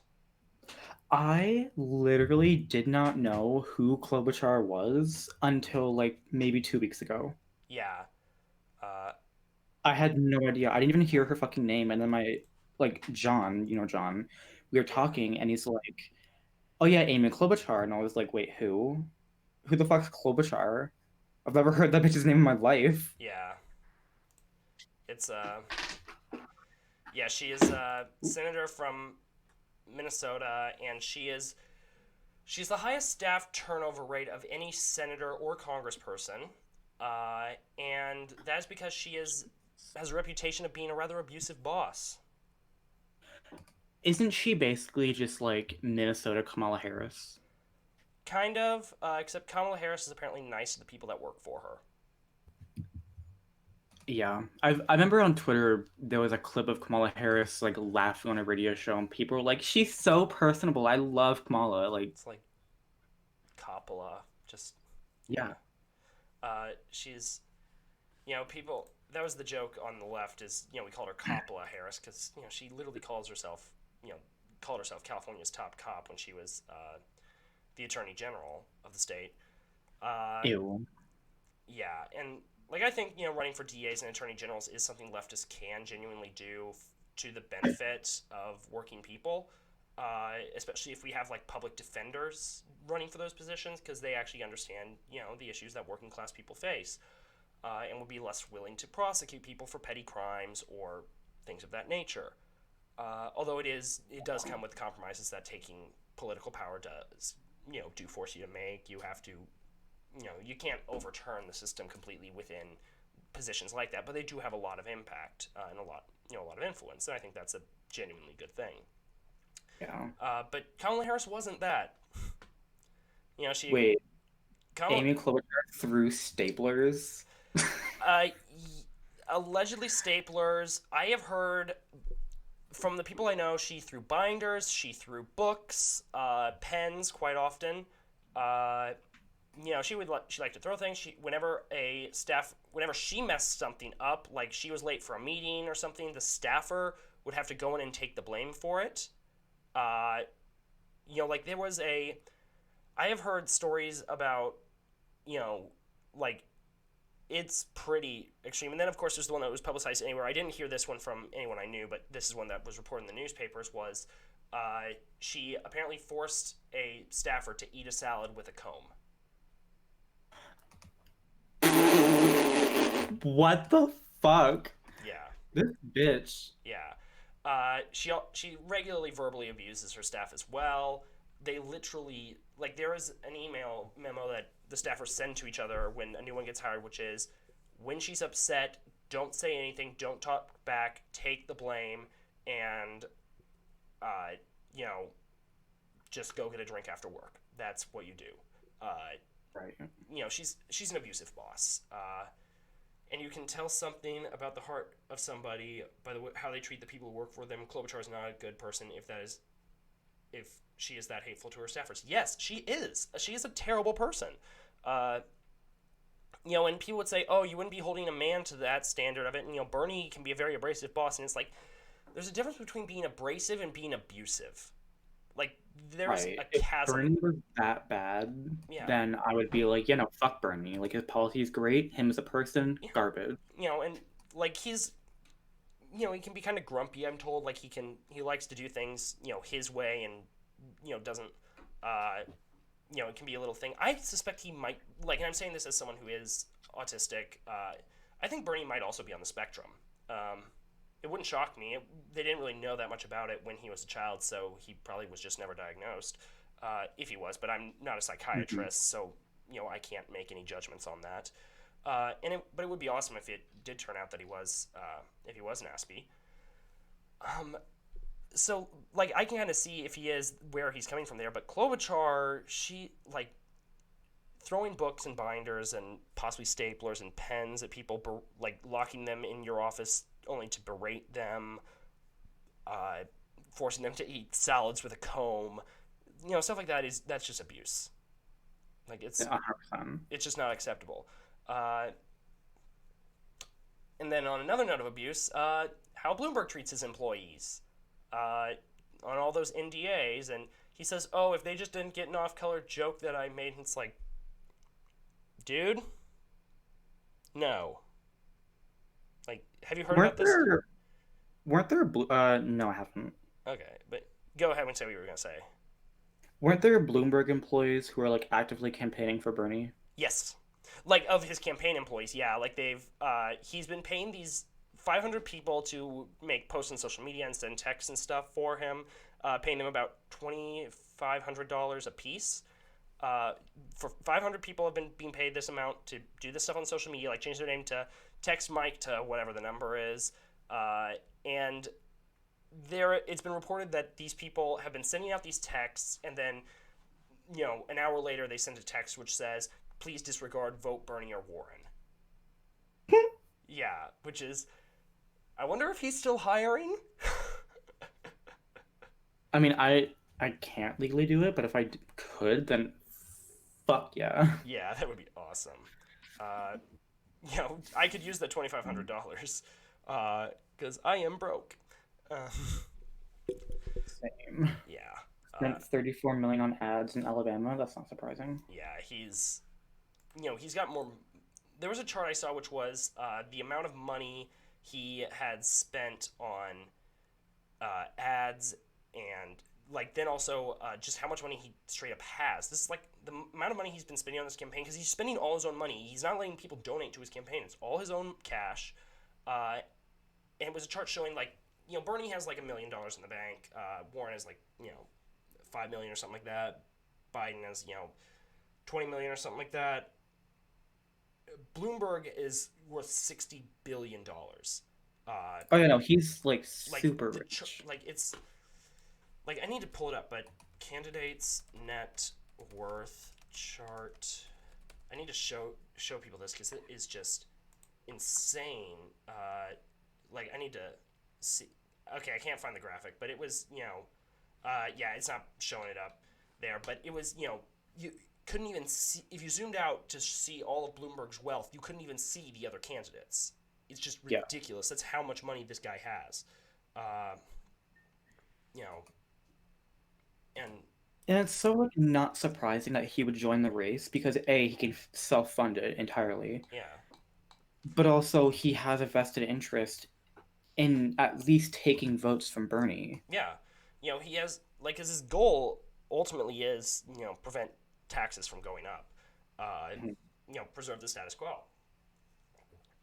Uh, Which I mean, same with Joe Biden, but Joe Biden's just not a fucking 60 billionaire. yeah, and there was also there's a line I heard him just Bloomberg's behavior is just straight up disgusting as a job, and there was a line I saw about him which was Bloomberg, uh, was it about when he was asked what his he was asked about okay, here it was. He was asked by a reporter.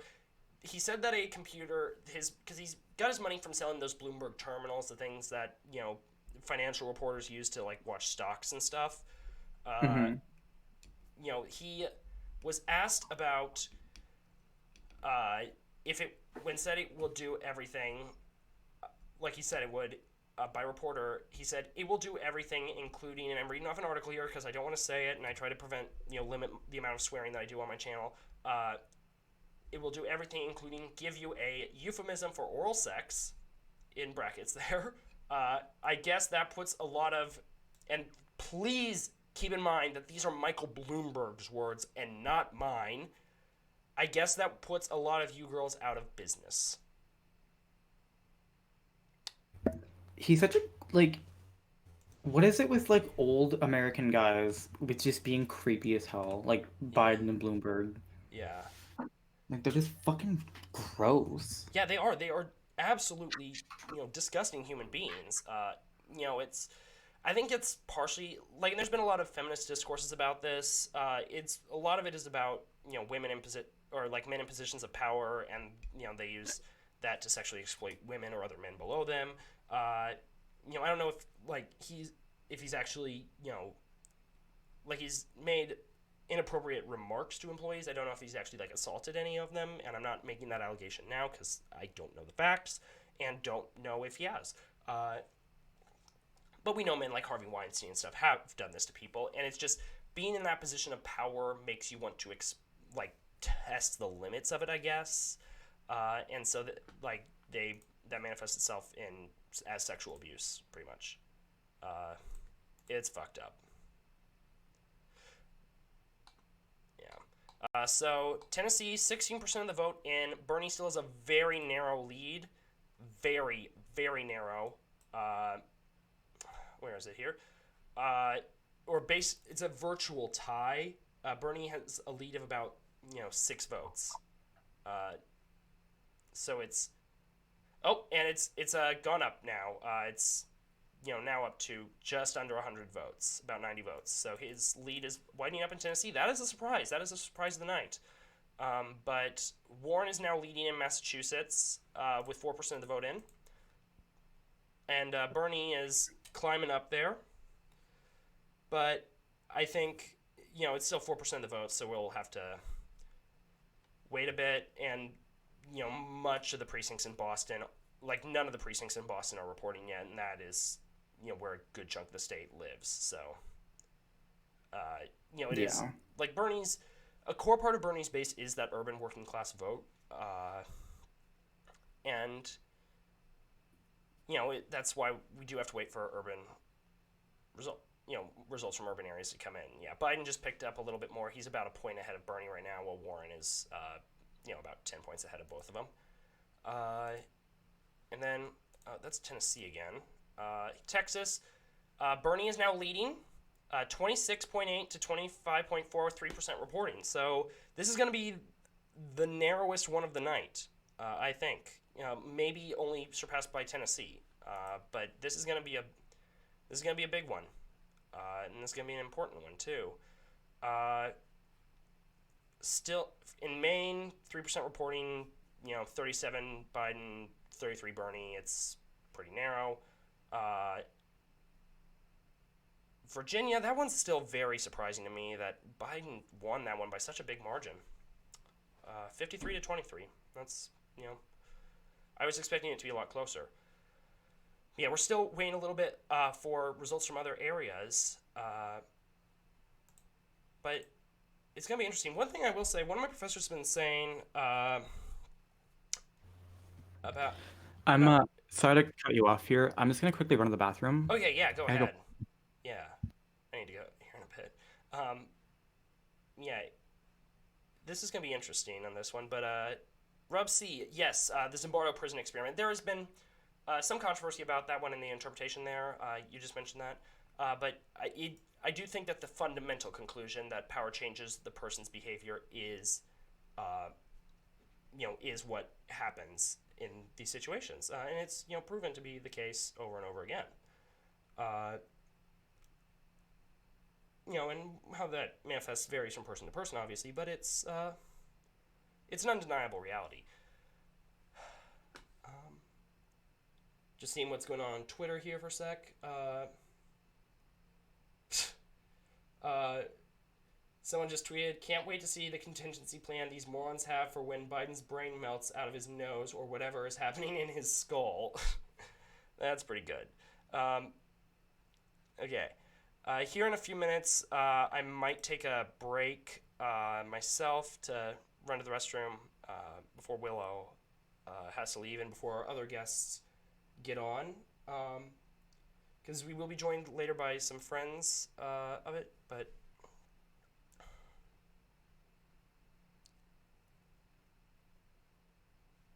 the expectations that you can't. That's interesting. Interesting point, Michael Graham. That's an interesting thing to bring up.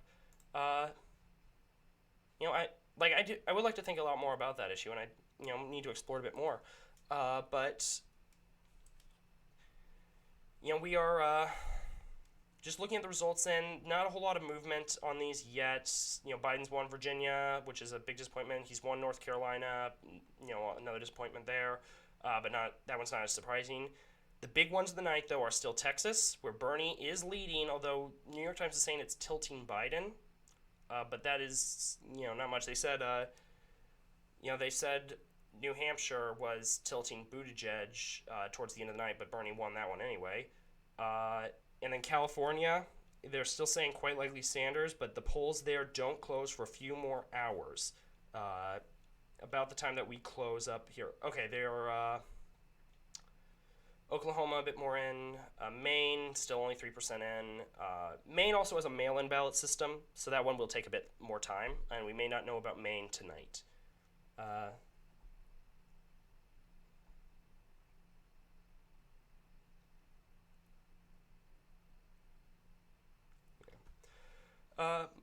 So we'll have to see how this shapes up.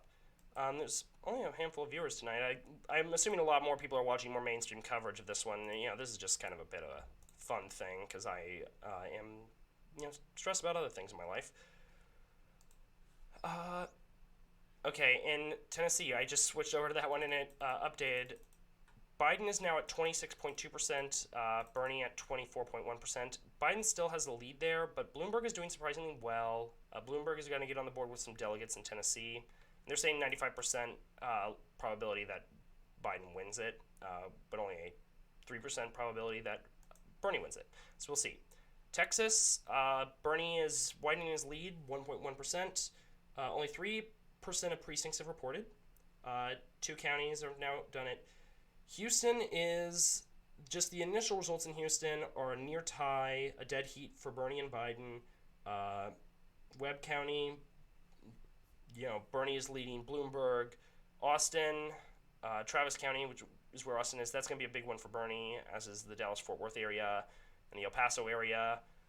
It's working class voters, young voters, and Latino voters are, central to Bernie's base in Texas in particular.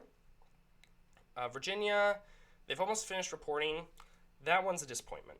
That one's a real disappointment. I thought that we had this one in the bag, but it appears we did not. So that's a shame. So we shall see.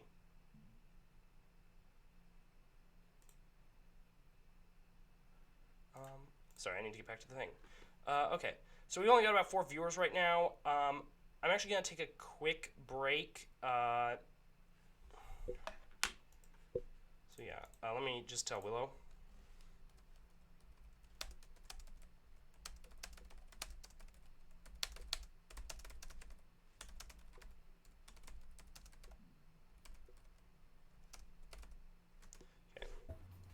Okay, I'm back. Oh, hey Willow, I actually just messaged you that I'm gonna take a quick break here in a sec to run to the restroom. So okay. Yeah, because we'll have some other guests on here about 8:30. Oh, Michael Graham, that's a good one. I'll do some entertaining. Yeah, I don't think I have ever been pleased to hear a vote result from Texas before. So that's actually very true. I've never done that. So yeah, give your thoughts on the results. I'll respond to some commenters if you want. But I will be right back in a second. Awesome. Oh, just tap my mic there. Let me just do something here for you to make sure that you are the dominant force in this. I love being a dom. That's just totally me. There we are. And then I will turn on my video capture there. Okay, I'll be right back. Okay. Okay, comments. Let me do some comments first. I just want P, so um okay, let's look at the results. Texas. Ooh, Bernie's doing fucking dank in Texas. Oh shit, he actually is doing super. I mean, 5% reporting, but he's doing pretty fucking dank. Tennessee 28% reporting. Biden. Oh god. Blech. Biden, of course, and lead, whatever. Arkansas, less than 1%. Oklahoma. I mean, like low-key discouraged because like all these states are all fucking purple for Biden. I mean, but they're all super low reporting, like 1 to like 10%. So it kind of, it can change wildly. But I swear to God, if fucking Biden gets the nomination, like people would not have learned from 2016 at the fuck all. Like, if he gets the nomination, it would literally just be like male Hillary. But like, is and not as bad in the other. And then probably Obama would come out and be like, yeah, we love him. It's like, bitch, no one likes him. Like, fuck him. He's like the lamest bitch. Ugh, God, I'm honestly so over Biden, but whatever the fuck. I figured Warden, basically it's a fucking warden. I'm pretty sure I figured. Oh my God, I can speak English. Warren would have done better in Oklahoma. Um, I don't know about how. Like, all I know is that like I'm not shocked that Warren is flopping in Massachusetts or Massa. Can't fucking pronounce it. Whatever. Um, yeah, I mean she's a fucking snake in the grass though. Like I said this about Beto O'Rourke. Like he's a fucking snake in the grass. No one knew who the fuck he was, or well, people knew who he was. No one remembered him until he announced support for Biden. Warren will be forgotten. Like Warren is a snake in the grass. She's just here to suck support out of fucking Bernie and then give it to Biden. Like she endorsed Biden. Why? Like aside from her being like a quote hardcore capitalist or what the fuck she said, like she just makes me gag. She's sickening in not the nice way, like not the gay slang kind of sickening. She's like coronavirus. She's a fucking virus. She's a snake. Fuck the bitch. Is there any updates? No. Oh, Virginia's 99% reporting and fucking oh. Bleh. Okay, I'm back. Sorry. Hey, Lamau. Okay, there we are. Okay, I'm back on now. So what did I miss here? So yeah, Bernie's still leading in Texas. It looks like widen his lead, 5% reporting. Virginia's 99% reporting. I'm really disappointed about that one. Uh, yeah. Arkansas is leading in though. Oh, it's starting to come in. That's actually where my sister is. I didn't ask her who she voted for. I might have to do that later today, but I believe she voted for Warren. My sister, I have three of them, so I'm not going to say which one. Although if you're a family friend, you probably know who I'm talking about in this case. Uh, she is she was big into Clinton. You know, she voted for Clinton in the primary in 2016. I was the only one in my family to not vote for Clinton, and I'm also the only one in my family who's a socialist because they're all PMC liberals. Uh, Ew. yeah, we're not exactly a poor family, and I would describe our class description as professional managerial class, hence PMC. Uh, but she doesn't really like Bernie. She thinks he's too radical. He's too extreme. But I'm a I think she liked Warren for among other reasons, having a woman candidate, and not being Joe Biden. So See, it like what frustrates me is the whole she's a woman candidate thing. Great. I love female representation in government, but at agreed, the same time, you can't vote for someone on that principle. agreed. Yeah, Like it she's not going to end sexism yeah by winning. Like I mean, if anything, you can prove that Obama race relations, I that term is bleh to me, but yeah. like a lot of racism like didn't go away, didn't get better. Police violence got worse. He militarized the police force, especially in poor urban areas all over Yeah, the United States. yeah, Like he didn't end anything. So having Hillary as president or Warren or fucking Buttigieg for the gays, like no one, they're not yeah. gonna do anything effective. Yeah, and Like I think Warren just would be a hell because of a the lot more effective in terms of like addressing identity issues than Amy Klobuchar or even Obama was towards African American issues. Although I can't speak for these communities, obviously, as a straight white man, I can only speak to an extent on issues of neurodiversity because I am autistic. Uh, Mhm. but it's uh, and of young people and students as well. I can speak a bit to that as a young person and a student, obviously. But it's not like that sort of identity politics does really annoy me. And like if there was a socialist candidate as viable as Bernie, uh, you know, like if you had a female version of Bernie, I would be voting for that candidate. But If you had Warren, like AOC, yeah, if you were, I love AOC. Like I've met her. Like she's oh yeah, amazing. I want to meet her again. Uh, uh, Michael Graham is PMC DSA for petty bourgeoisie. I feel like the white petty bourgeoisie is Warren's core constituency. Sort of. It's a term that was coined actually by one of the co-founders of DSA, but before DSA was an organization, uh, to describe what she observed with, kind of those who were between, uh, like between the working class, like have, in terms of the power relations, they have more in common with the working class, but in terms of material interests and wealth and things like that, they are in line with the capitalist class, and they tend to be like they're basically the liberal class at the end of the day, and it hmm is very much the white professional managerial class, white petite bourgeoisie, whatever you want to call them, is the core of Warren's constituency. You're absolutely right. And then there is an age factor there, though.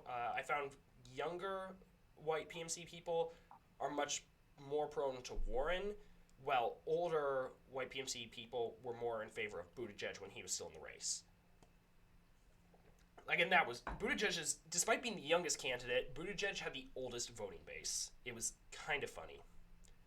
I think that kind of appeals to his veteran status though, because like a lot of younger people don't fucking care, and a lot of older people do care. I think to some extent he is kind of what you know what a lot of grandparents wish their kids, especially if or their grandkids, especially if their grandkids are gay or trans or things like that that are increasingly accepted, especially among our generation.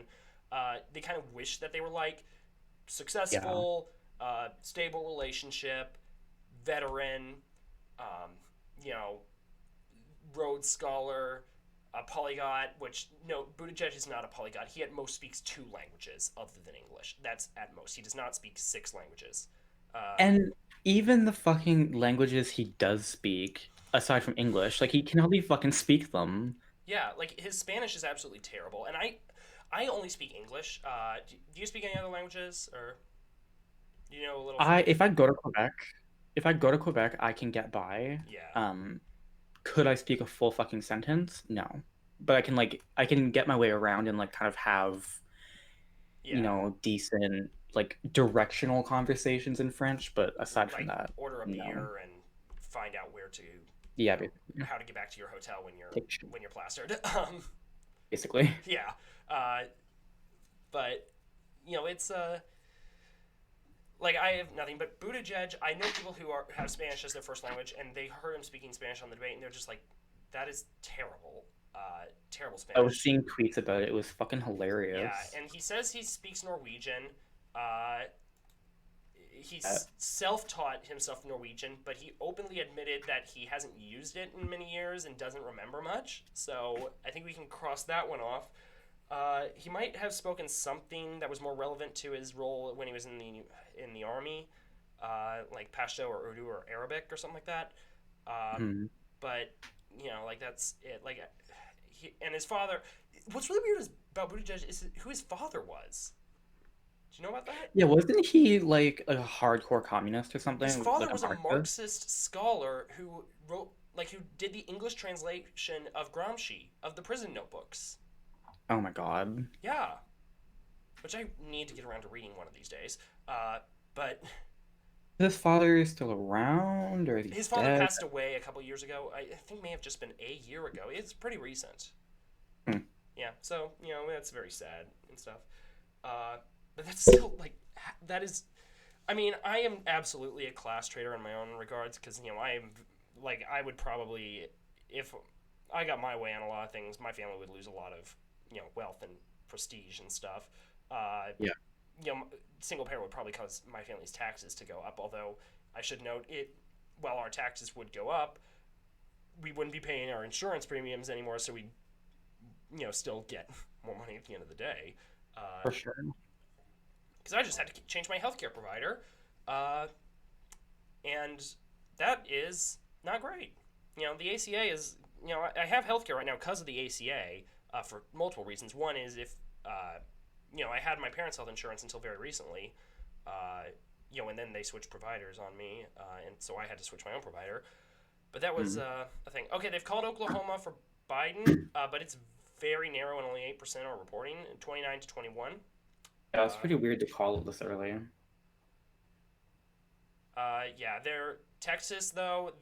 Bernie has got a just under an 7 point lead there, and 8% reporting. So I'm feeling good about that. Tennessee 38%. Biden's back up on top. 2% in Oklahoma. Bernie leading by less than 1 point. And Massachusetts and Maine are still, you know, aren't reporting Oh, much. Oh, they just they just uncalled. stopped They calling. just uncalled it. Okay, that was weird. Uh, this does happen with Oh, these things. There right. is a bit of a rush to call them before the results really come in all the way. So that's the thing. But Biden's having a pretty good night. I'll admit it. Uh, but I think, Unfortunately. pardon? Oh, unfortunately, Unfortunately. yeah. But I think we're gonna have a pretty good night by the end because our areas where we're strength they're still low in their reporting. Massachusetts, Maine, those are going to be a while to get reported, and our big wins are going to be Colorado, Minnesota, Utah, and California, and those are Yeah. going to take some time too. So we're going to have to wait a bit there.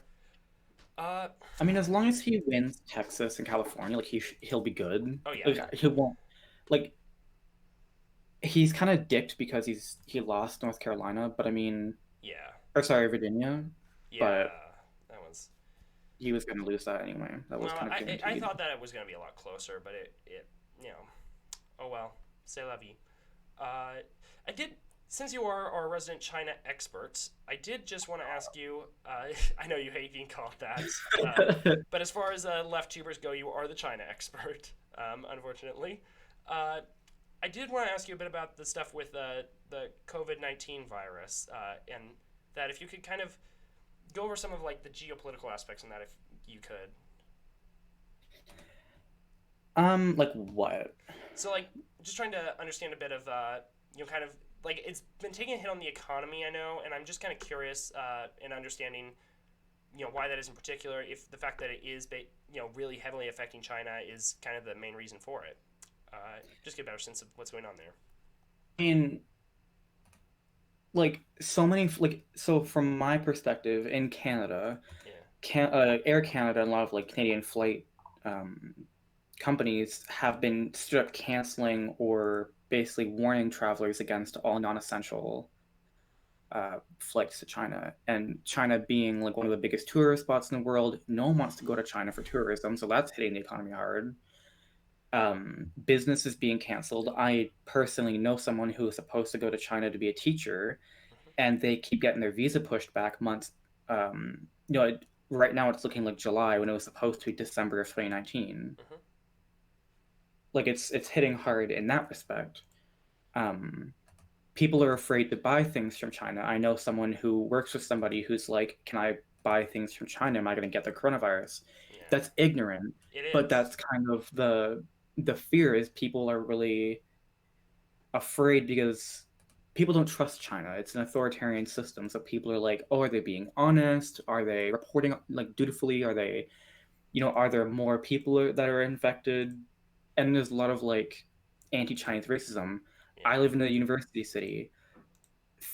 Like there's thousands of Chinese international students here, and a lot of white people give a fucking second glare or a second look or a double take, whatever, at Chinese international students in this city now because they're all afraid of the coronavirus, which is, stupid. But um, And I've also been hearing from, because I work in the service industry, and I haven't observed this because I work in a different area of it. I do fulfillment of online orders, but I've heard from some friends of mine that also work in it that their people in the U.S. are freaking out about it for no apparent reason. They're buying huge things of hand sanitizer and supplies of food and oh yeah, face it's masks, and such an overreaction. it is. It's just wash your Such damn an overreaction. hands. Like, Get a go to Costco and get one of those big bottles of hand sanitizer, and you're good.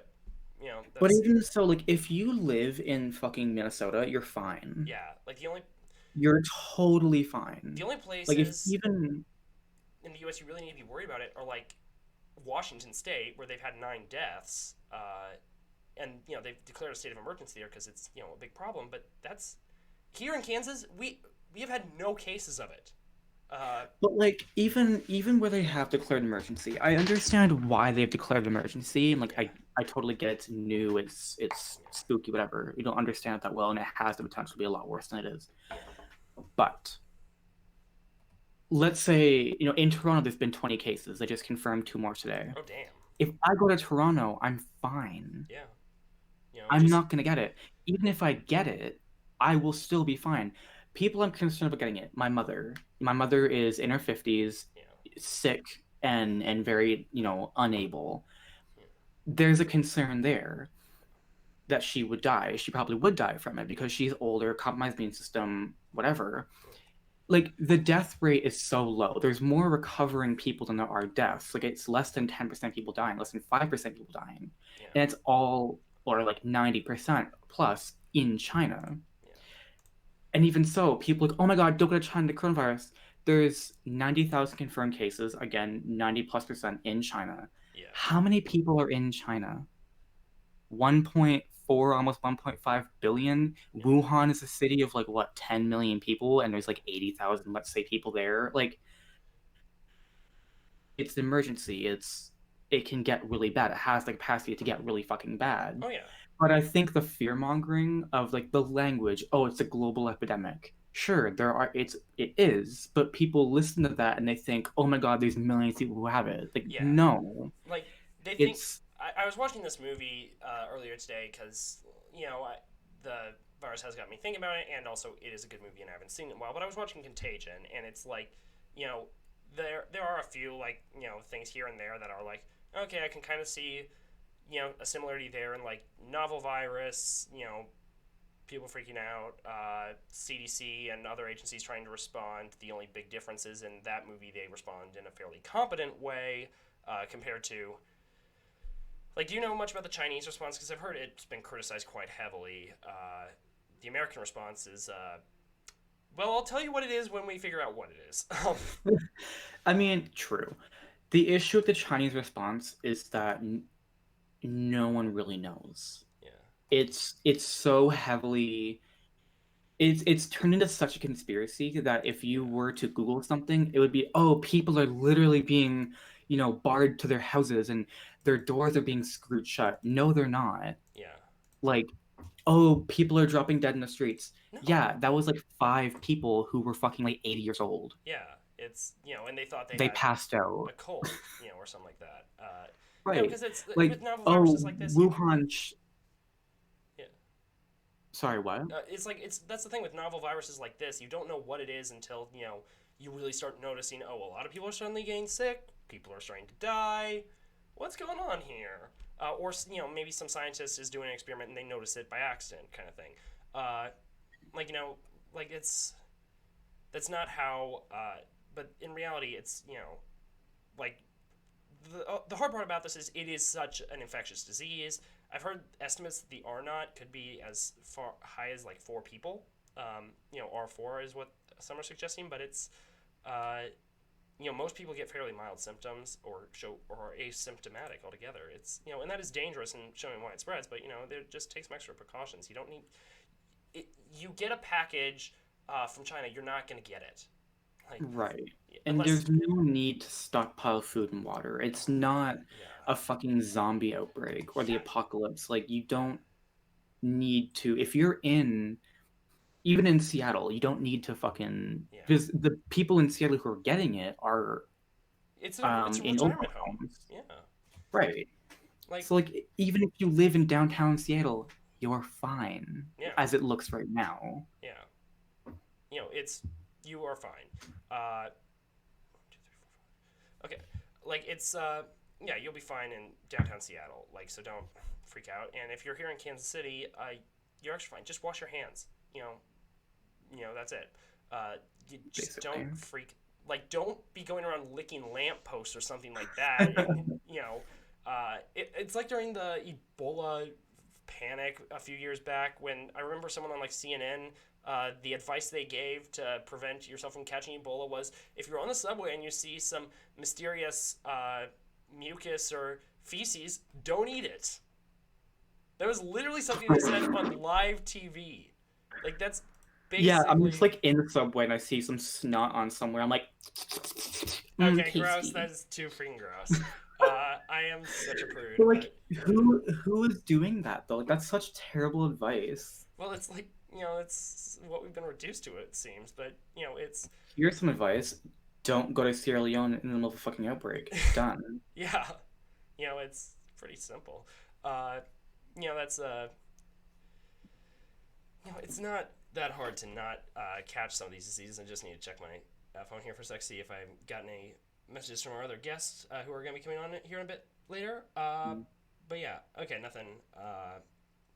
That okay, yeah, it's we'll be joined by a friend of mine later on tonight, and also E Pluribus Unum later. So this is going to be we're going to have more guests. It's going to continue to get some interesting. But let's go back to the results here. So Tennessee, they've called it for Biden. They're about 50% in. Yeah, they turned hard for Biden. That's a shame. But it is Oh still the God. southern states. Um, Yeah. like I was saying, if Biden loses South Carolina, the southern firewall is going down. He didn't. He won it by a large margin. So he maintained his firewall. And that was the thing. Uh, Arkansas and Oklahoma still 5% reporting. Biden with a narrow lead in Arkansas, a wider lead in Oklahoma, but still. Massachusetts, Bernie is climbing up. Biden is still in the lead, but only 8% in. Let's just go to Massachusetts. That's Virginia. Massachusetts. Colorado, Bernie is like he's 39% and fucking Bloomberg is 22. Same with Yeah. Biden. Yeah, in Colorado, that is a 17.1% lead, is what they're saying. Texas, Bernie has a 6-point lead, 6.5% Really? lead. That's a good lead. Only 8% reporting, but that's good. California, we're probably not going to know about California until later in the night, so we'll have Yeah, to it'll be see. pretty late when that Yeah, happens. I might go to bed by then because I do have classes in the morning, and I have a lot of stuff I have to do tomorrow, and I only plan to go until 10 anyways. And I think 11 o'clock on the West Coast is. I need to think. Or, sorry, not 11 o'clock Eastern time. That's about 10. Yeah, so California will close about the time that we're wrapping up. So we won't know California, so we won't get the full results of Super Tuesday tonight. Utah closes about 9, so about in the last hour we'll start to see Utah coming in. Massachusetts, I'm expecting them to start updating results as with Maine. Minnesota, 2% reporting. Bernie and Biden's got a lead, but very small. It's a sizable lead, but it's still little reporting. But Colorado's an interesting case, I should note, because there they have basically all postal voting. So we won't get like the full results from Colorado. We probably won't know for a few days, but we'll get a pretty good sense in the next 24 hours. It's pretty interesting. Colorado, Maine, Washington, and Oregon, I want to say, have basically 100% mail-in voting. It's pretty cool. As long as it's postmarked by Election Day, it's valid. They don't, like, polling sites are only for special cases kind of thing, and they just give you the postal ballot there. I have my issues with it. I personally like voting stations having to go and do it, but, it is a very accessible means of doing things. Right. Yeah. And then they have to scan them all, of course, and they've probably been scanning them throughout the day to get. That's where the initial results are coming in. I need to get some more water. Um, but it's the night's not been as good as I thought it was going to be. I thought we'd be celebrating a lot more. I thought we'd have Virginia out of the way. So far, we've only won one state, but we're leading in a lot more. Uh, so we'll have to see how it shakes up. Uh, it's going to be an interesting night going forward. Uh, Here in a few minutes, I think we'll be joined by Luke before too long. Yeah, I haven't heard. He's on his phone, but he's not here yet. So yeah, uh, it's gonna be. I think that the delegate, if I am a delegate there, it'll be interesting to see what it is on the floor in person. But I think the odds of a contested convention are getting higher tonight, which is very unfortunate, and I think that will mean whoever the candidate is, if there's a contested convention, a broker convention, they will lose. And if there's a broker convention, Bernie won't be the nominee. That's Yeah. yeah, like they because last time they had super delegates on the first ballot. This time they don't, but they are on the second ballot this time, and they are very heavily against Bernie. I know a few super delegates actually, mostly DNC members, and I know personally two who support Bernie Sanders. Only one is formally endorsed, so I'm not naming names. Uh, Mm. One of the superdelegates I know, if I had to guess, they lean. I would guess they're probably a Warren person. That's my personal opinion. And that's the same with the other person I know. If I had to guess on who they gravitate to, they seem more like natural Warren supporters than Bernie people. But Right. yeah, that's how I guess. But on a on second ballot, a lot of Warren delegates uh, yeah, could go for could go for Bernie, but I think they would be a bit more divided. So we'll have to see there. But it is the super delegates. They would all go for Biden or a Bloomberg. Like I think more likely a Biden than a Bloomberg, because I don't think they really trust Bloomberg either. Uh, I mean, no one in their right mind would. yeah, like they don't. It's not even like you hear people on Twitter saying, "Oh, but Bernie's not a real Democrat." It's with Bloomberg, even though he changed his registration to Democrat because New York has partisan registration, Vermont does not. Uh, it's okay. Oh, is ePluribus having an issue with getting into the voice chat? Let me see if I can. I may have to adjust the settings on there. But the issues with Bloomberg, he got into the race pretty clearly to uh, kind of to his own benefit. And that's a bit of an issue. Okay, I'm Yeah. still trying to see what the deal is here. Why you can't get in? See, can I add ePluribus? Let's see. Speak, connect, view channel. I need to see voice activity and okay. I think I've.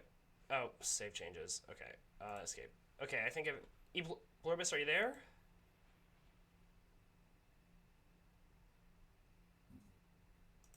You there?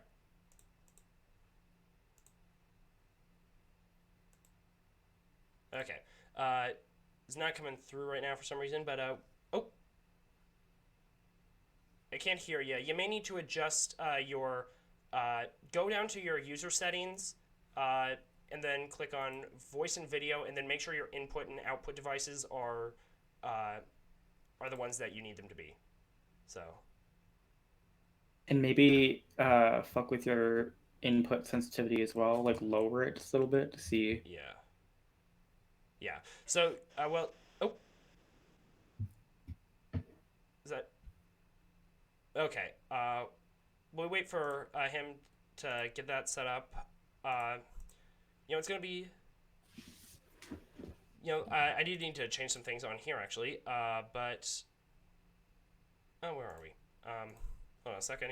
I need to actually create something. So okay. Oh, actually, cancel. Uh, uh, Sorry, I meant to create these screens for all of the guests, but I this was a you were a last minute addition to our our itinerary, Willow. So I'm gonna have to change up the screen here. Uh, so here we That's go. fine. Yeah. There we are. Let me. There we are. Okay, now I got both of you on there. We're still waiting to do it. You can't hear us. Yeah, check your out. You need to check the output settings, ePluribus, because that's what your issue is there. Uh, yeah, it's uh, just go down to the very bottom to the wheel to user settings. Go down to app settings, voice and video. Check and make sure your input and output devices aren't the same ones. I had the same issue a few uh, months ago when I was doing another live stream, and I had my microphone was my output setting and not just my input setting, so that was creating a ton of issues. So yeah. Uh, uh, Hello, do you sprechen Sie Deutsch? No, I do not speak German. I know what that phrase means, but I do not know how to speak German. Uh, that's responding to someone in the group chat there. Uh, that's the worst argument. I'm not a real Democrat. If the Democrats want to enforce party platforms and party discipline, they have to make some electoral campaigns where other parties can realistically contend. Yeah, like I did my whole history or my political science capstone paper on this topic actually about political party organization in the United States. We don't really have political parties in the U.S. like you have in, uh, in say Germany or Canada or the UK, where they're membership-based You hear me now? organizations. Oh yes, we can. There we are. Welcome, E Pluribus Unum. E Pluribus, this is Willow Ivy Rose here. She is another leftist YouTuber. But why don't you introduce yourself to everybody in the audience? Okay, so I'm Pluribus Unum. I am the social democratic YouTuber. I do historical type videos as well as the average stuff. And we recently did a live stream together going over past presidential elections and saying who we'd vote for, and that was pretty fun. So, what are your thoughts on the primaries so far tonight? You're in North Carolina, aren't you? So this was your primary, actually. Yeah, I'm in the Great Tar Heel State, the better of the North Carolinas, but it's not looking like that at the moment. Yeah, it's a. At least Bernie is getting a higher percentage than in South Carolina, though. But it's still early days there. I'm assuming you voted for Bernie. I'm assuming so. Well, actually, no. I had to vote for state did. I had to vote how your state does. Pardon?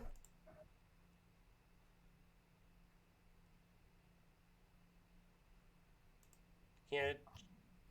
Yeah. Can you hear me now? Yeah, I can hear you now. Yeah. Yeah. I actually, 100% did vote for Bernie. Okay. Okay. Yeah. It was. And Yeah. There must be an issue with your connection. the other races, which, nobody cares about those. Actually, I do care about some of those. And one thing I did actually want to ask you about on this one tonight is the third party primaries, because a few third parties are going to be having, you know, the their primaries as well. And actually, someone in the group chat was just saying, Michael Graham was saying, "We are the better Carolina. I'm in Asheville, so you have you have a friend there." Oh, still there? Oh, did we lose him? Or Heading in and out in sorts. okay, yeah. There may be an issue with your connection there. So yeah, but there were some third-party primaries tonight. I know of. Can you talk a little bit about that, or?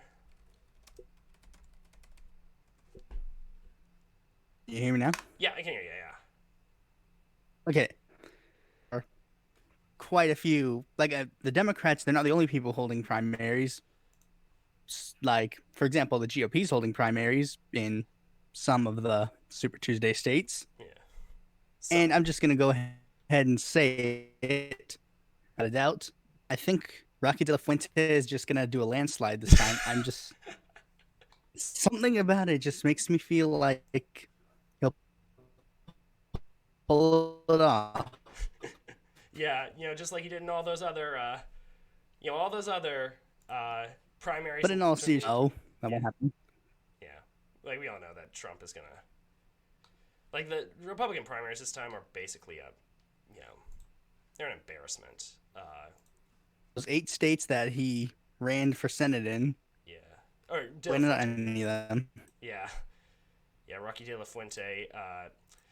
For those who don't know who Rocky De La Fuente is, is he like a tech billionaire or something like, or a millionaire or something like that? He's some rich guy. Like from what I know, he was a car salesman.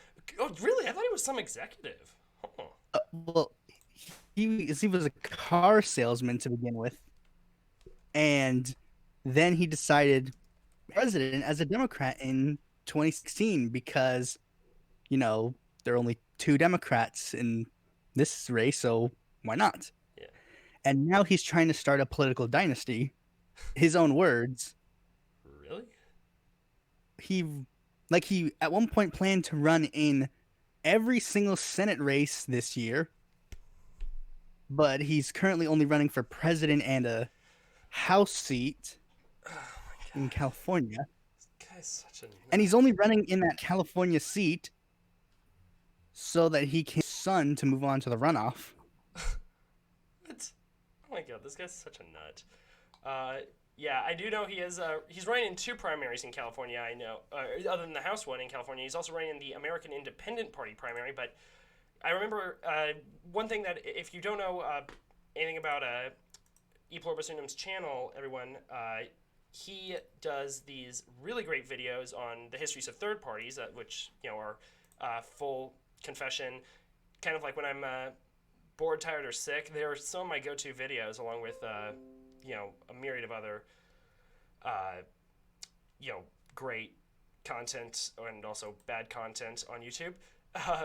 But he's on the good side of it. But he did a video on the American Independent Party, and in 2018, the winner of that primary was, I don't remember, or in 2016 it was some third party no one, but the write-in candidate had more votes than it was Donald Trump, so the American Independent Party nominated Trump. Do you think they'll do that again this time, or? Yeah. You think so? Yeah. Currently, the AIP, I'm pretty sure that Blankenship will end up walking away with that. Yeah, you think Blankenship? For those that don't remember, Don Blankenship was the guy who ran for Senate in West Virginia. Is a coal executive that went to prison for killing a bunch of his workers. But he, that happened. The mine blew up, and he was found culpable for the deaths. But yeah, he is now running for the Constitution Party primary. And those that don't know the Constitution Party, they're basically the people that think Trump is, I guess, a liberal or whatever. They're paleo-conservative. Oh, ew. Yeah, weirdos. But then what about the Green Party? And I'm going to bring my friend Luke in here in a sec, who we met when we were both on the Green Party. But what do you think is going to go down with the Green Party primaries tonight? That's a good question. It's hard to say. I've been kind of isolated or insulated from it. I haven't been super active in the Green Party the last couple months. Yeah. But I have been in contact with members of the Howie campaign, and I had a great chance to talk to Howie Hawkins, who's running for the presidential nomination of the Green Party nationally, and he seemed pretty confident of his chances. He is definitely the most credentialed socialist. Oh, sorry. I need to fix my screen here. He's definitely a credentialed socialist. Pluribus, did you have something to add on this? I snarky remark of course Howie would be the most confident because there's been a couple of iffy things going on in the Green Party, and many of the other candidates have been calling him Howie Hillary. Okay, that's actually Yeah. pretty funny. This stuff is pretty absurd. Mostly because he didn't want to totally buy into some sort of conspiracy. Yeah. I think like him saying, "Yeah, you know what? A foreign country probably did try and engage in some way with our elections. I mean, Yeah. the United States does it all the time." I think him just admitting that made it seem like he was some sort of apologist for the Clinton campaign or something like that, which is clearly not the case, especially if you've heard him ever talk on it explicitly. Yeah. Well, and I think what Pluribus was also referring to is I know Ian Schlachman dropped out in protest over this. Was there are some allegations that the insiders in the Green Party are favorable to Howie over other candidates. You know, I've left the Green Party. I need to do a video or a podcast on why I did. You know, after 2016, I'm not going to get into that now, but. You know, I know there were. I've been watching some of the complaints there. Are you know anything about that, or Yeah. Could you say what the complaints are? I suspect what they are, but why don't you go ahead and fill me in? I have a couple of them. I have a couple of the complaints. First of all, there's been like let's start where it all began. When Howie Hawkins officially announced his campaign for the Green Party nomination, the Green Party official Twitter account posted a tweet saying, "Hey, congratulations for Howie for entering the race." Then Ian Schlachman pointed out, "Me, Sedanem, Kinemo, Kristen Moyo, Wasifa Curry, and a couple other people have been running for months now. You didn't do this for us. Why are you doing this for Howie?" Some have went so far as to say that they are actively trying to snub out any Green Party opposition because there's a kind of a weird process they have to go through to become an official candidate. Yeah, You have to get 100 signatures. You have to raise $1,000, which it's sort of small and I guess kind of fair, but in a party like the Green Party, when the members pretty much only know two people, Nader and Stein, that fair to someone who's just the nobody, pretty much. One of the candidates is Kent Messplay, who's run for the Green Party nomination 4 times. Yeah. And it's he just entered the race, and he's not going to get enough signatures to qualify as a major candidate. And even Moya Wasifa Curry, she founded the Green Party Black Caucus. She ran for the Green Party nomination in 2016. She tried to get the VP nomination in 2008. And she's been a very active member of the Green Party, and her campaign isn't really being considered serious, which many people are kind of crying foul to. Yet, All right. And so but did she meet the qualifications of getting 100 signatures? Be fair, not entirely. I think she's met one of the qualifications, but not the other. I mean, 100 signatures from Green Party members is a pretty low threshold. If you can't manage to get 100 signatures from your own party, I can't imagine that signals that you can run a successful national campaign.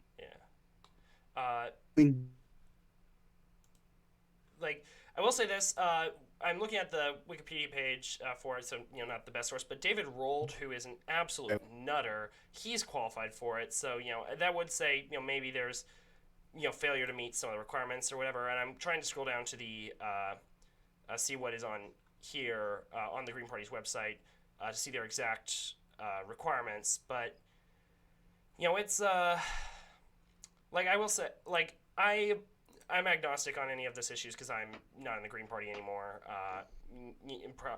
If Bernie is the nominee, I'm not going to vote for the Green Party, obviously. But I am a believer in democracy. And I think one of the problems I have with the Democratic Party is it's there's definitely a lot of institutional blocks. So that would concern me if I'm seeing some of that stuff in the party I used to be in. But I mean, it depends on what is an institutional block. Is an institutional block having some kind of basic criteria for who's considered a serious candidate? And there's been go ahead, sorry. And there was also whenever these issues are brought up, like people would be fine if these issues were brought up and were just talked about. But the thing is, whenever somebody brings up these issues, the Howie Hawkins campaign pretty much dismisses it and is just like, "No, you're just stupid. No, go away." I mean, Like I he remember is I trying was to win. Yeah. talking, Oh shoot! What just happened? but some of these people who are affiliated with the Hawkins campaign are actually like members of the Yeah. chairs of the Green Party, Yeah. which there we go. kind of is like, wait, this is a bit of a conflict of interest. And like the most that they're saying is they just want a forum where they can discuss this Yeah. Isn't this what the convention's for? Yeah. accordingly. I mean, I guess this is a lot of my But frustration because with the they Green Party discourse is that it all happens over Facebook, That- largely. flat out just Yes, that was one of the reasons that I actually did leave was so much of the Green Party's discourse is on Facebook, and it got I want to say nasty, but it was almost like there was some of the problems I had with the discourse was there was just a lot of anti-Semitism and a lot of just just conspiracy nuttery in there. That was one of my reasons. I'll be honest. The Green Party's internal discourse is definitely a problem. So. And I think this is a lot of the reason why so many people within the Green Party national leadership is coalesced around Howie Hawkins is like he's a credentialed socialist who's ran, relatively for a third party run some pretty decent campaigns for statewide office and things like that. And I mean, that's the elected leadership right now, it seems to me, at least as I understand it, is largely of you want to turn towards a a Labor Party, Green Party sort of perspective rather than kind of vague eco-liberalism. Yeah. Which I'm in full support of. Yeah. Obviously, I should also be like upfront. I'm a Howie supporter. I probably should have done this, but just a little. I probably should go back and introduce Luke here. Luke and I have been friends for a little while, and Luke, do you want to tell the audience a bit about yourself? Yeah, I mean, I don't know what's relevant. Let's see here. Yeah, my name's Luke. I'm currently finishing up my PhD in economics at the University of Massachusetts. Been involved in socialist politics for the last decade or so. I was involved in refounding the Green Party of Missouri, and helped us get ballot access and things like that. I helped write our platform. Outside of that, I've been active in the UAW as a rank and file activist, and involved. I'm also involved in Kansas City DSA, in another socialist organization, Solidarity. So I'm glad to be here. Thanks for inviting me on, Brandon. Yeah. Brandon. Thank you so much for joining us there. Luke is a great comrade of mine. Yeah, and Luke and I met while I was with the Green Party, and we have some differences of opinion in terms of like our approach to partisan politics. I'm now a Democrat, he's not. But we're, we can still have a laugh about it. And I wanted to get him in because I thought he could give a bit of an outsider perspective on some of these issues, and also I wanted to talk about some of these economic issues. But I'm going to go back to the results reel now and discuss some of them because it looks like they have called Colorado for Bernie, so that's a good one. But Biden has still got those southern states, and he's still leading in a few of them, but not a whole lot, reporting like less than 25% reporting Minnesota, and they're pretty narrow.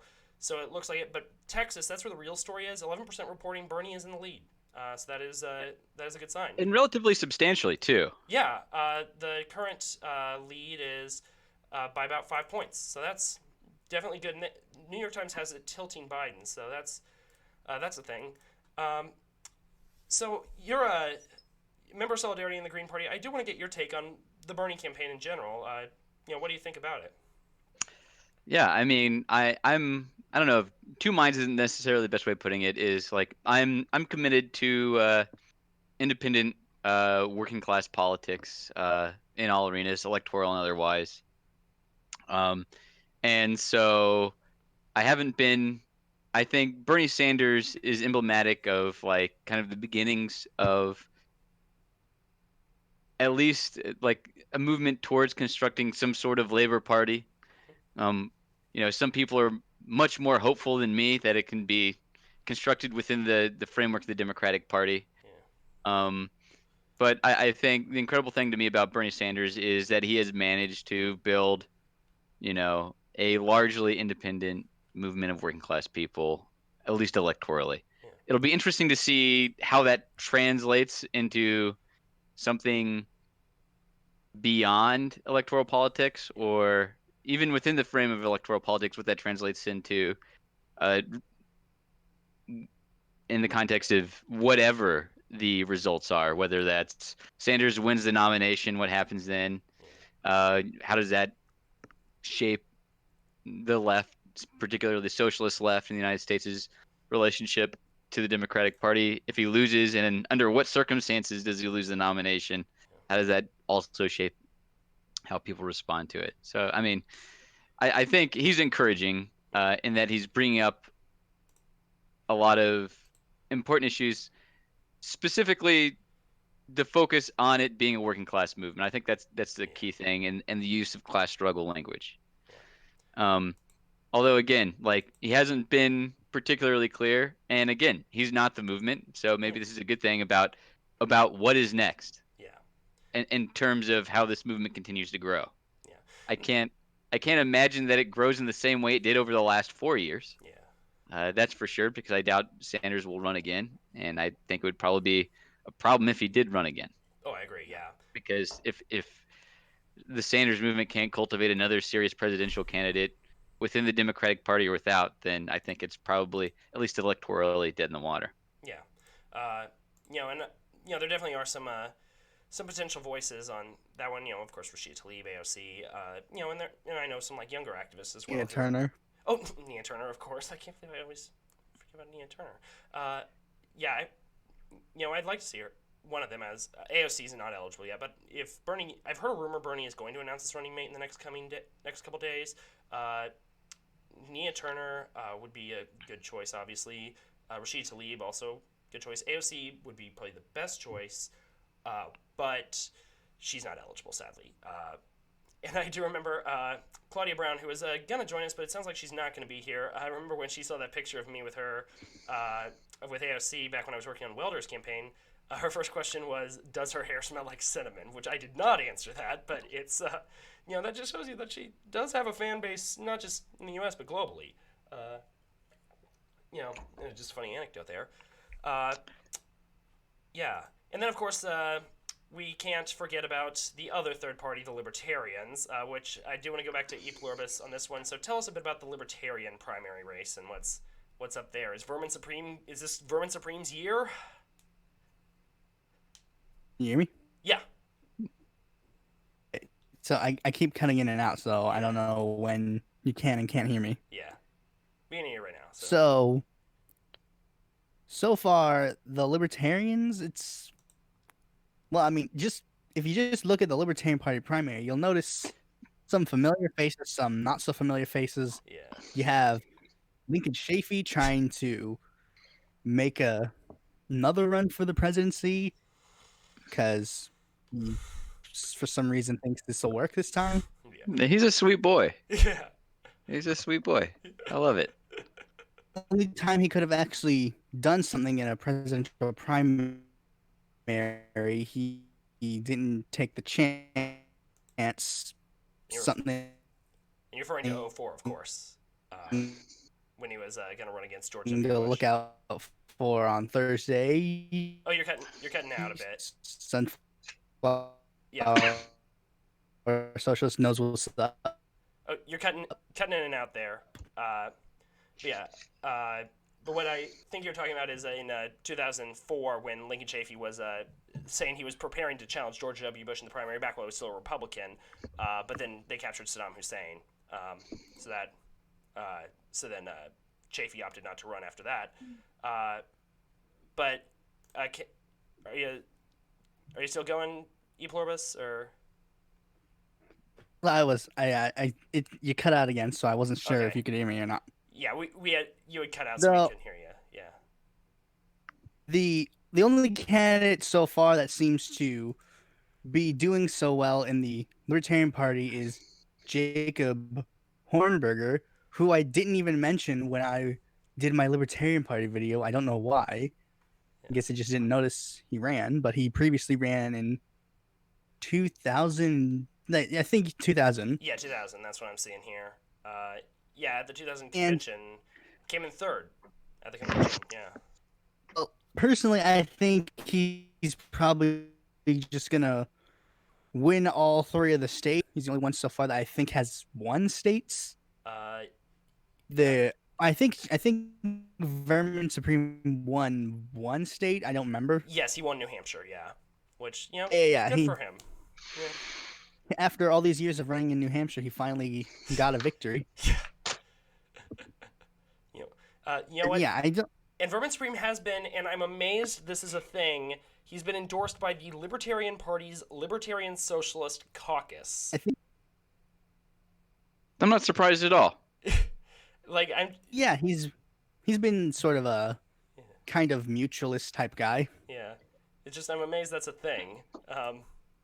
It's just. Well, I say in my Libertarian Party video, they do sometimes appeal to Libertarian Socialists, but not all the time. Yeah. There are some people in the party that are just like, no, Libertarian Socialism cannot exist at all. But then there are others like Larry Sharp that's just like, no, bring them all in. We're all libertarians. Bring everyone in. Yeah. We all I get a mean, seat this at the table. sounds very similar to the Democratic Party It in a kind lot of of ways. does. Yeah. Oh, we're not Democratic Socialists. We're a capitalist party. And then you have a couple other people saying, well, actually. Yeah. Let's appeal to everybody. Yet simultaneously we end up appealing to nobody. Kind of that approach. Which it's a. Only people Libertarian Party. Well, actually, it's both of them now because I just remembered like the third way stuff. They usually only end up appealing to Republicans. Yeah. The Libertarians are. They're America's favorite political sideshow. I don't think there's a reason you don't see a lot of parties like them anywhere else in the world. Except as kind of conservative-ish parties. Like you don't see. I'm trying to think of off the top of my head if any other libertarian parties, like explicitly libertarian parties, or any of the like International Alliance for Liberty member parties are elected anywhere in the world, and I don't think so. Oh. Yeah. No, they don't. Yeah, they're. Because America is the only place where libertarianism has somewhat of an actual reason to exist. Because just the founding fathers. Yeah, it's. Yeah, they are big into the cult of the founding fathers and the Second Amendment and all that stuff, and it's. Yeah, or the International Alliance of Libertarian Parties, and it's. I'm just trying to see there is one party in the world that does that's a lot connected to the Libertarian Party. In Poland, it's called Corwin. And they're actually more of a far right party than a actual libertarian party. They're kind of paleo-conservative, paleo-libertarian. That's a weird thing. Yeah, that's a weird thing because libertarianism, it's weirdly both far right, center right, sometimes left. Yeah. But it's just very weird. Yeah, they're weird. Like in Canada, they ran openly white supremacist candidates for like places. Yeah, like Lauren Southern, yeah. But in America, the Libertarian Party is just like, no white supremacists, thank you. We want to actually win. Yeah, libertarianism. We're not racist, but yeah, that's a good way of. That's how I've heard them described before. But yeah, Luke, do you have any thoughts on the Libertarian Party? Yeah, I mean, not really. I want Vermin. I've followed Vermin Supreme for like at least 7 years. So it's good to see him getting the attention he deserves. Oh yeah, because he's from Massachusetts. So did you ever? Is that where he's from? Yeah, he's from Boston. I didn't know that. Yeah, Okay, I only know him because, like, I came across him on Twitter years ago, or so, I forget where. Yeah. But then me and some of my friends in grad school got really into following him, and it was pretty interesting to see some of the stuff that he put out. Especially, he put out a lot of stuff out there about reforming the electoral process in the United States, which I thought was interesting. Yeah.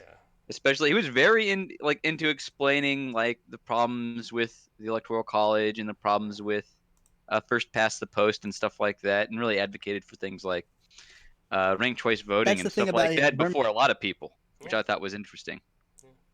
Yeah. thing about Vermin Supreme is that he says like all of the sad based on some form of truth,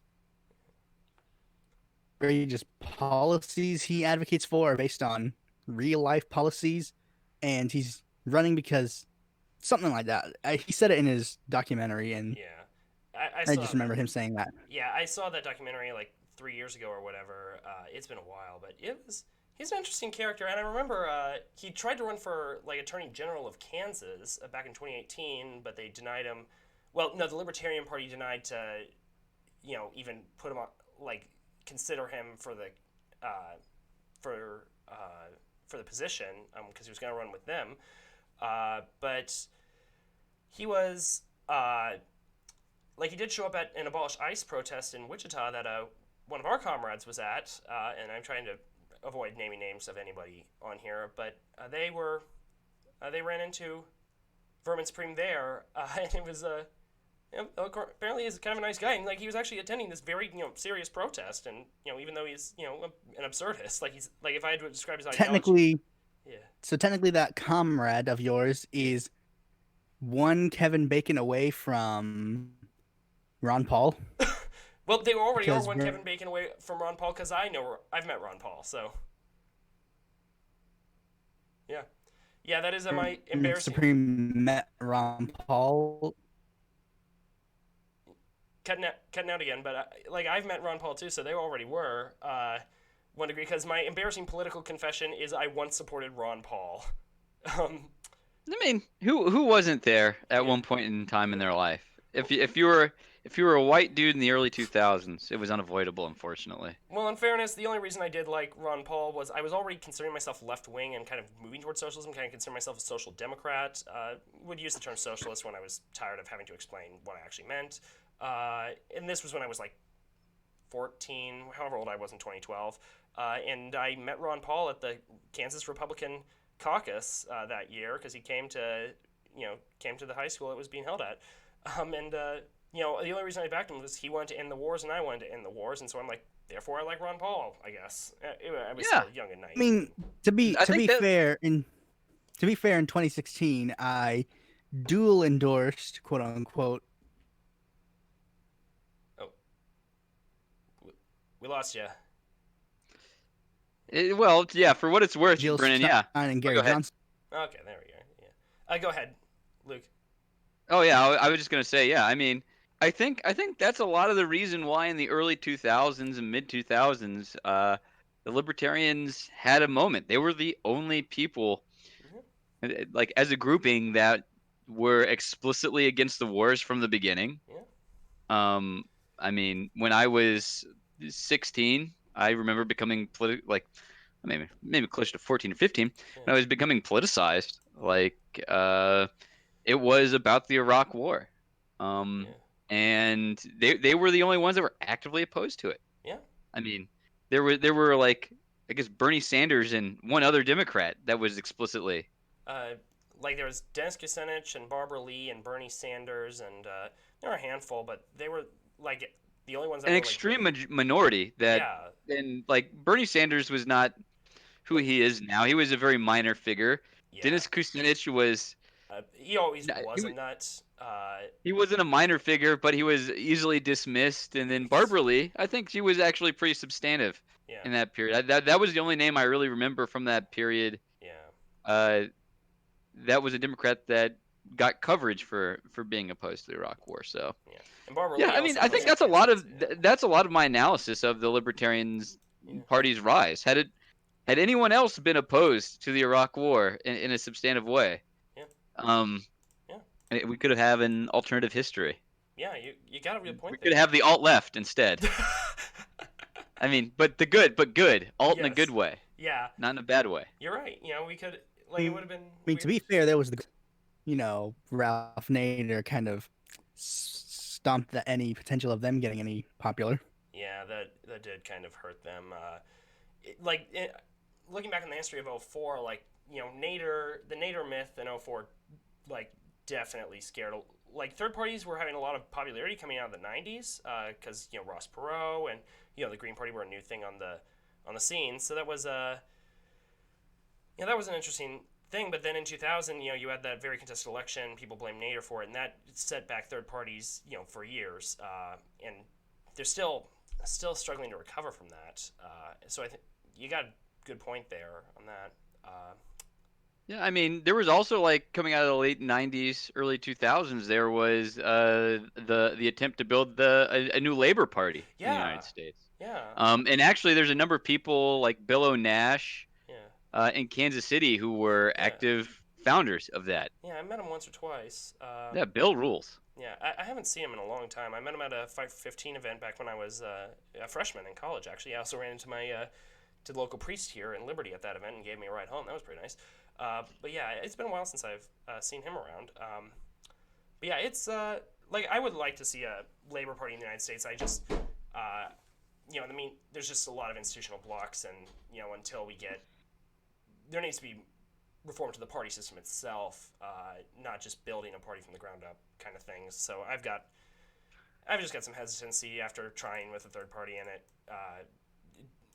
I'll go into that in another podcast or video sometime, but I really need to. Yeah, I mean, I don't know. I think Yeah. I think it's one of those things. Do a little game theory here, as they Yeah. say. Yeah. And there is like a problem of like, well, if no one does it, then it never happens. Yeah.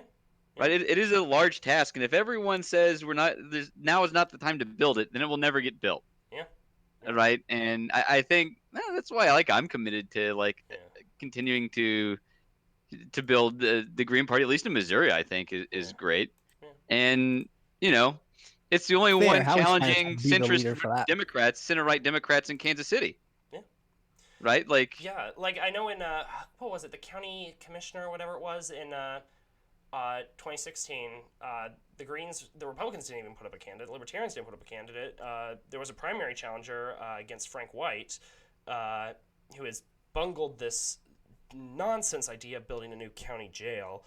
The Greens were the only ones, other than this Democratic primary challenger, to put up any sort of challenge explicitly on this issue of the jail, which White has a lot of just credibility because he was a Royals player, and I have a signed baseball from him. He was a good player, so he'd be hard to take out. I mean, he's incredibly corrupt too. Oh yeah, he is. Yeah.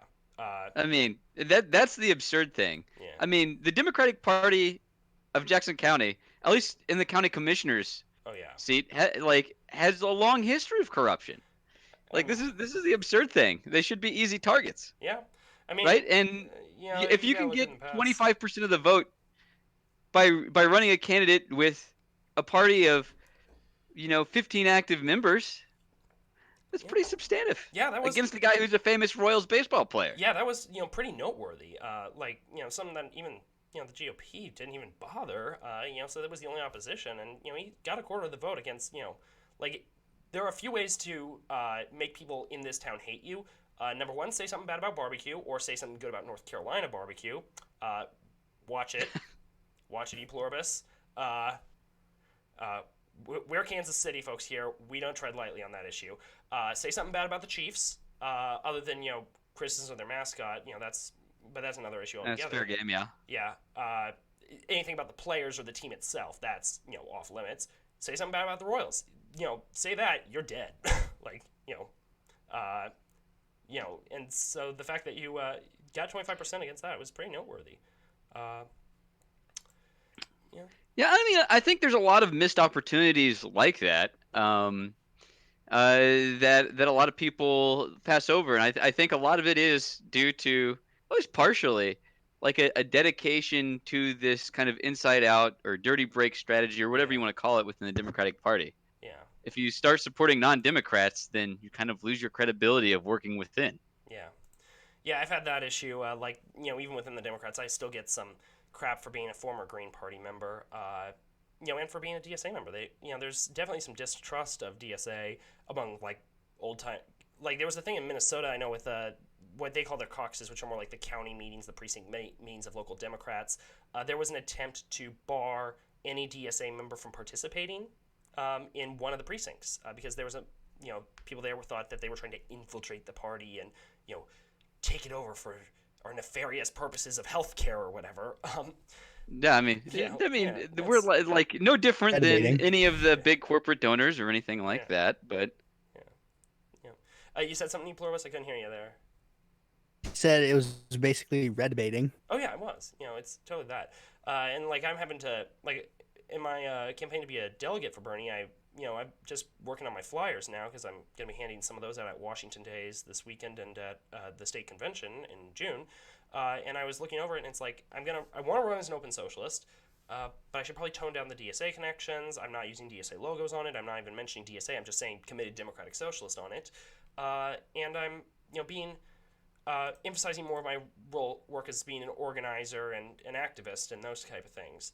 Okay, I'm just going to go to some of the comments here. Rob C is back. Hey, Rob.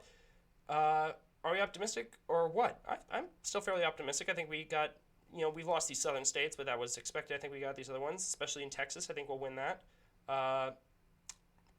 Minnesota, I think we'll win Minnesota. And I think we're gonna have a pretty good night. I was hoping we'd win 10 states. It looks like we won't. But we'll win some big ones, and that's gonna matter. What are your guys' thoughts on a contested convention or a brokered convention here? Do you think that would make it inevitable Trump will have a second term, or do you think the Democrats could survive it?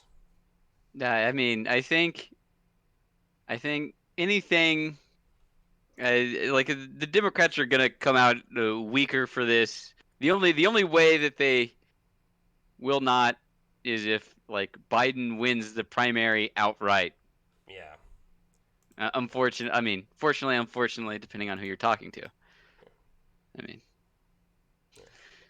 And it doesn't look like if Sanders wins the primary outright, he will be the nominee, and I think some Democrats will just swallow their pride and back him, except for those hardliners. But they're whatever anyway, like the Max Boot, like never Trump Republicans who are now Democrats or whatever. So you're telling me Bill Kristol won't support the party that he's now being a part of if Bernie's the nominee? I'm so shocked. I think he's backing Bill Weld or something like that. Well, no, he's a Democrat. Surprised. He can't back him. Oh, he's not? Okay. I thought Bill Kristol was Bill Kristol's a Democrat, though. Okay, he can't back him. Okay, he switched over. Yeah, okay. he switched. Oh, wow. He's probably on the Bloomberg gang, but Bill Kristol's, anyone like that who is actively involved in planning the Iraq War should never be taken seriously in politics ever again. Like, that is, I don't know why he's still got any credibility. Yeah. I mean, because he has an interesting political history, man. Yeah, that's, I mean, like he's the same heritage as the Dissent magazine people. I mean, yeah. Although they stayed left of center for the most part, minus God, what's his name? Walter. I'm confusing his name. Like, I actually like some of the guy's philosophy and stuff because it's actually useful, but his politics are garbage. You know who I'm talking about, the communitarian guy. Yeah, I know what you're talking about. Yeah, I mean, there's a really good documentary about those people actually, and about their personal relationships, and also like the development of their individual politics is called "Arguing the World." I think it was put out by PBS, and it does a really good job of kind of tracking that the intellectual history of kind of Brooklyn Jewish intellectuals, left Jewish intellectuals in Brooklyn. Like and Irving it's Kristol and stuff. like Irving Kristol, Irving Howe, all that grouping of people, and the relationship and non-relationship to neoconservatism, social democracy, and others. So I mean, it's really worth watching. I thought it was a fantastic documentary. Yeah. When I watched it. Yeah, I've been listening to this great podcast called Know Your Enemy, which is kind of like two leftists, including one former conservative, trying to go with a good faith attempt to understand conservatism, to know your enemy. And they had an episode on that stuff, and it was kind of interesting. And I've been reading a bit more about that. And Michael Harrington, one of the co-founders of DSA, was, he's the guy that coined that term to criticize largely the people that came out of during the SPA, the Socialist Party of America split in 1972, which you cover a bit, and Pluribus, you cover that a bit in your video, but not quite into the depth, going into the SD USA stuff. But Bayard Rustin and what was it, Tom Kahn, I want to say, those guys that went SDUSA instead, they wound up just going conservative and back in Reagan, the Scoop Jackson Democrats. Um, yeah, they were more interested in fighting the Soviet Union than in actual left wing policies. Exactly. I'm writing a video about the history of neoconservatism, and Oh, it really shocked me like where neoconservative came from, like where the whole neoconservative ideology actually sprouted from. Yeah. Because silly me thought it would come from conservatism, but yeah, no, it's no, it doesn't. It comes from Trotskyism, and I'm yeah, like, wait, what? yeah. That was one of the things I was surprised to find out. I always thought neoconservatism probably came out of the Reagan era or whatever, but it was when I read this biography of Michael Harrington when I was in high school, and I'm like, wait, that's where neoconservatism comes from? I thought it was this Bush and his daddy kind of stuff. Like, Oh no! I mean, like think about it. It emerges, in the Reagan era, right? Yeah. Slightly, a little bit before, and I mean, it's about a world where, things have become static. Yeah. There, it is, as I guess, for a while, a bipolar and then unipolar world. Yeah. Like this is like these. I mean, these are people who had a specific criticism of the Soviet Union. Yeah. It lasted much longer than I thought it would. Yeah. There wasn't a second revolution. That kind of furthered a legitimate proletarian interest, and like there was no revolution in the United States. Like, Sadly. I mean, it is. I can see where, like, I can understand the level of discouragement they had, however misplaced, Yeah. and it, yeah. I mean, Yeah, it's a very interesting history there, and it's something that I think American leftists definitely need to study it a bit more today to understand kind of how we got to where we are today. Because the neoconservatives have definitely lost their place in the GOP around Trump, because the GOP is kind of moving away from that old kind of neoconservatism, liberal conservatism. Not entirely. Well, not entirely, but they're now kind of coalescing around this form of like national conservatism. Comparable to I'm trying to think of like a good global analogy because I like these things. And it'll probably come to me in the middle of the night tonight, but like almost I want to say like kind of like the Israeli Likud party. Their kind of national conservative politics.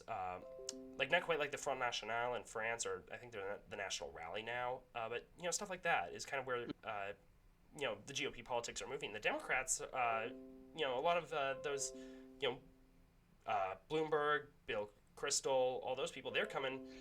Okay, these messages keep annoying me. I'm getting a bunch of them, and it's getting into the stream.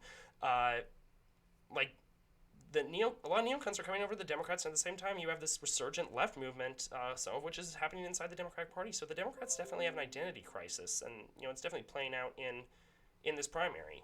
That's for sure. I mean, I don't know how much of an identity crisis this is within the Democratic Party. This seems to be kind of a perennial threat. This time, it's much more organized. Yeah. Yeah, it is. It's definitely an ongoing issue within the Democratic Party. And it is more organized, and I feel like to some extent it is also we're relearning. The left has learned its lessons from the from the '60s era, from the McGovern era. We've kind of gotten out of that way of the thinking of the new left and that sort of logic. And What do you mean? Like this post-materialist, post-labor politics kind of logic, and we're getting back into very pro-union, pro-worker, these kinds of ideas instead of the students or the vanguard of the revolution type ideas that really influenced the new left or what came of it within the Democratic Party in the 70s.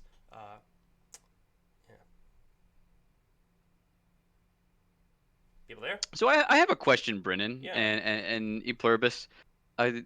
So one thing that I've been kind of percolating in my head, and I don't know, I don't know how good of an analogy this is, but I think it is worth considering. Is like, what is the difference between Obama's movement that he constructed? Because I could as someone who is like, Yeah. let's see, like almost I think 18 or yes 20 in 2008. Like it had a very similar feel. Like Yeah. lots of people. I had many friends who dropped out of college to go work on the Obama campaign. You know, With like kind of similar enthusiasm and hope. yeah. And like similar sort of tropes are being thrown around about Sanders as Obama, in the sense of him being an organizer in chief. Like that's very much Yeah. how Obama was referred to during that Yeah. election, at least around people that I knew. What do you think materially is the big difference between the two? Yeah, that's an interesting point. Like I mean, I think this is something that socialists who support Bernie really have to confront. yeah, Like, what is the real difference? yeah. There was I remember hearing. I need to actually get a copy of this book, but Ryan Grimm put out a book kind of on this topic called "We've Got People" recently. Uh, among things, there is an ideological schism there. Obama ran, in 2008 primary was, Obama was basically to the left of Hillary on foreign policy, to the right on economic policy in a lot of ways. Uh, but Obama's movement was based a lot more on charisma, individual charisma, being making history, and also coming out of the Bush era of this historically unpopular president. And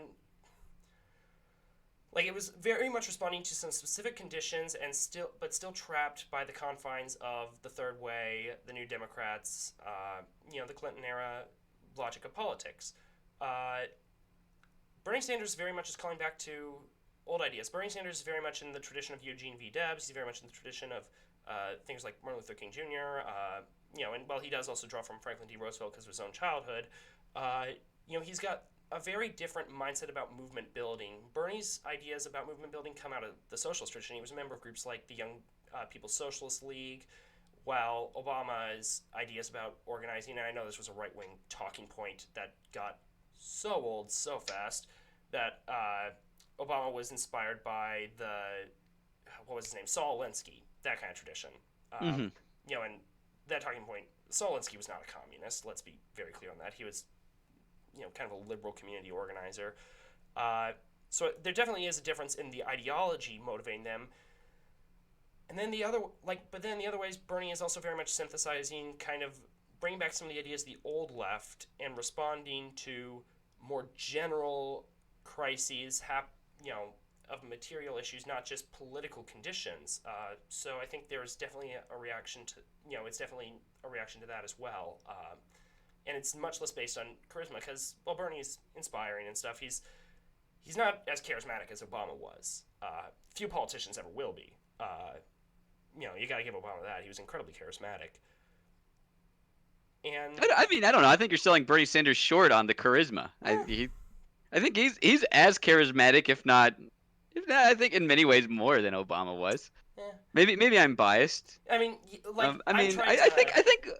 I think Obama ran on a much more seemingly progressive campaign than people give him credit for retrospectively. Yeah, like at least that was the tone of it. I do remember because my dad.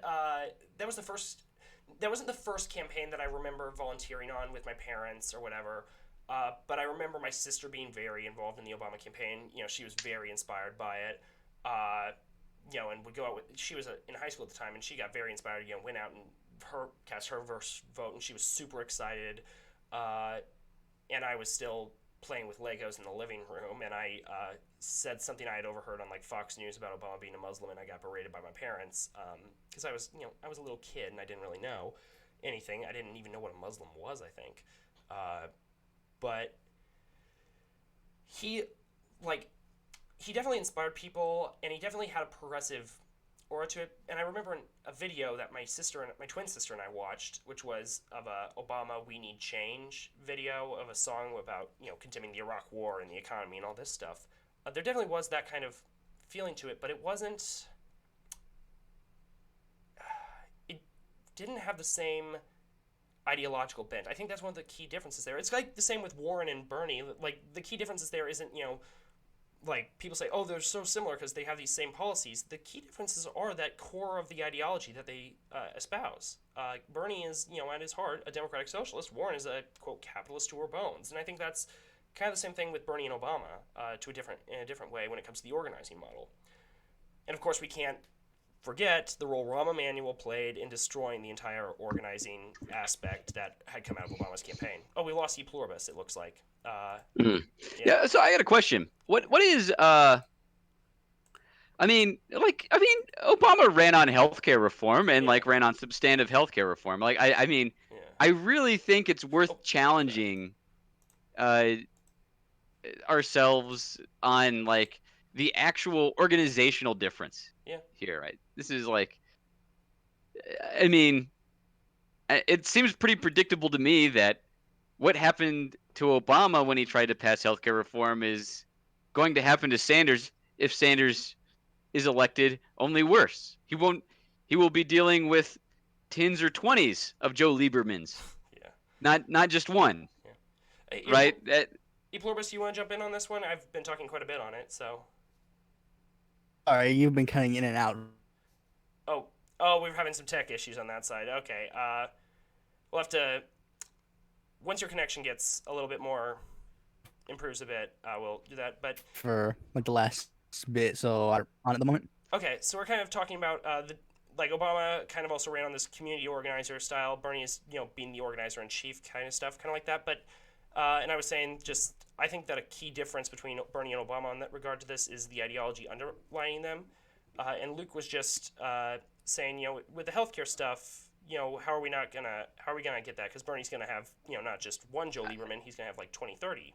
If I summarize that fully. Yeah, I think there's kind of two core things that we're talking about here. One is I think you're absolutely right, Brennan, that there is a substantive qualitative difference That between Obama was between the all politics that they talk, espouse. no action. Yeah, but it's hard to say that there will be any real action with the Sanders presidency. Yeah, that is a concern. Do you remember the group Organizing for America? The group that came out of the Obama campaign for about 3 weeks. Yeah, no one remembers them, and I don't think they're around anymore. But Obama did actually have some intent of keeping some vestige of that campaign around, and building off of that. But it was also who he surrounded himself with in the White House. Who was his chief of staff? It was Rahm Emanuel. And Rahm Emanuel, one of his first things was send the volunteers home. We don't need them anymore. And I remember right after 2008, again, still young, but watching The Daily Show and with my parents, and they were literally talking about the death of the Republican Party. That was literally something that they were talking about. That the Republican Party was so damaged from the Bush era that it could never come back. Obama definitely had an opportunity. Thing is, he just didn't take it. Had he, called the volunteers back, organized them, pushed them on, we could be in a different place. You had something to say, Pluribus? I was just agreeing with what you were saying. If he kept the protesting activists around and and kind of make sure his party did to use a more they would accuse him of being Andrew Jackson or but you get my point. Do the LBJ thing of twisting arms to get things done and use the people power to get people to what he promised, keep campaign promises. So that Bernie could do, which is what he's been saying multiple times that he will do, but Obama wasn't able to fulfill that. And I think I think there is also something to be said for just the ideological vacuousness of liberalism itself. Liberalism cannot really mobilize it needs to actually get any changes done, and that's why at the end of the day we need socialism. Just as not necessarily as the economic system. I mean as the political force. That's how we can impact change more effectively. And I think that is why it is important to understand Bernie's ideology there. Let's not kid ourselves. There's going to be a lot of people trying to stop us if Bernie is elected president. But Bernie has also inspired a lot of people to take action in their own lives and in other places through the campaign. Like if you look at the teachers' strikes. I mean, you could say the same thing about Obama, though. Obama inspired millions Oh, of people. he organized people against him with Occupy and Black Lives Matter. Yeah, he did. But like I mean, if you look at like even the Sanders campaign in 2016, and then you look at the teachers' strikes, the teachers who organized those strikes in West Virginia and those other states, Oklahoma and elsewhere, a lot of them had gotten, for lack of a better term, radicalized through the Bernie campaign. And that it was that really taught them a lot of those organizing techniques and stuff. And that's one of the important things of the model that Bernie uses for organizing. Is, I wasn't involved in the Obama campaign at any point because I was too young, and I was involved in 2012 because I didn't like him that much. But there is a lot of the organizing model that I've noticed with the Bernie campaign is very similar to what I've used, in helping. I have to be careful about what I say, but with labor organizing, it's very similar to that in a lot of ways. I mean, I think it's important to note, though, like, right, it's one thing to be the opposition. Yeah. It's another thing to be subsumed within the state, right? Like, yeah, that is. I mean, what would have happened had we could be hypothetical. Obviously, it's like a waste of time in a lot of ways, but like like when you're in power, it's a lot harder to oppose your own power, or at least its appearance of power. Yeah. If that makes sense. Yeah, I gotcha. It is, and that's something that I think we do need to start thinking about and grappling with, because when you are in, I was talking about this with Willow earlier when she was on, when you are in power, it is a lot, there are a lot of constraints on you, but you have to compromise to the power system to an extent because, that's the whole idea of law is it does limit, both the enforcer and, the enforced. So that does make it challenging to implement some of those changes we'd want. But I think that we are going to have to be willing and able to, if Bernie became president, to, protest the Sanders administration. I think that is one of the things we are going to have to be ready for. We're going to have to be prepared to and ready to criticize him when necessary. I would love nothing more than to overthrow a Sanders administration one day. That would. I mean, that would be ideal. I mean, I think the real challenge here is I think one of the big differences to me is that there seems to be more of an substantive independent left force being constructed outside of the Sanders, electoral apparatus. Yeah. On the other, but I mean, on the other hand, I think we have to think about what that relationship has been to the electoral apparatus too, right? I think the DSA in a lot of ways had the right idea of wanting to construct an independent campaign for Sanders. Yeah. Although I don't know how well that followed through, right? It seems like most of the stuff is going through the Sanders campaign official. Well, that's again, gotta be careful what we say. That's just kind of the local stuff. If you look at what they've been doing in most of the other chapters in the country, because or not most of, but a lot of the other chapters in Chicago and East Bay and Austin and Boston. I did not mean for that to rhyme, and I'm now mad at myself for that. That's fine. It's okay to be a poet and not know it. God damn you. But they've been doing very serious Bernie campaign stuff, and here up, even with my chapter up here, the YDSA chapter, we've been doing it through the national stuff. We have our own canvassing stuff, so we can't coordinate with local KAC for Bernie stuff here because we are using a different system. We're using the DSA stuff, which is financed by ourselves. But it's a very effective tool for us. It works for what we for our needs as students, student organizers. So, there is definitely an independent activity going on too. So, yeah. Oh boy, these going back and looking at the results. 48% in Minnesota. It's looking close for Biden. Massachusetts also looking close. Same with Maine, 30% in. But we've got Utah under the belt. They called it right away. We've got Colorado. Texas, we're still leading. And then California, I'm going to probably shut this down about 10 because I do have to sleep tonight because I have class in the morning. We'll probably not talk about that one, but Yeah, I mean, I think the big story of the night is thanks Elizabeth Warren for ruining Sanders' chances. yeah. I mean, it's very clear she's the one that she's preventing him from winning. Yeah.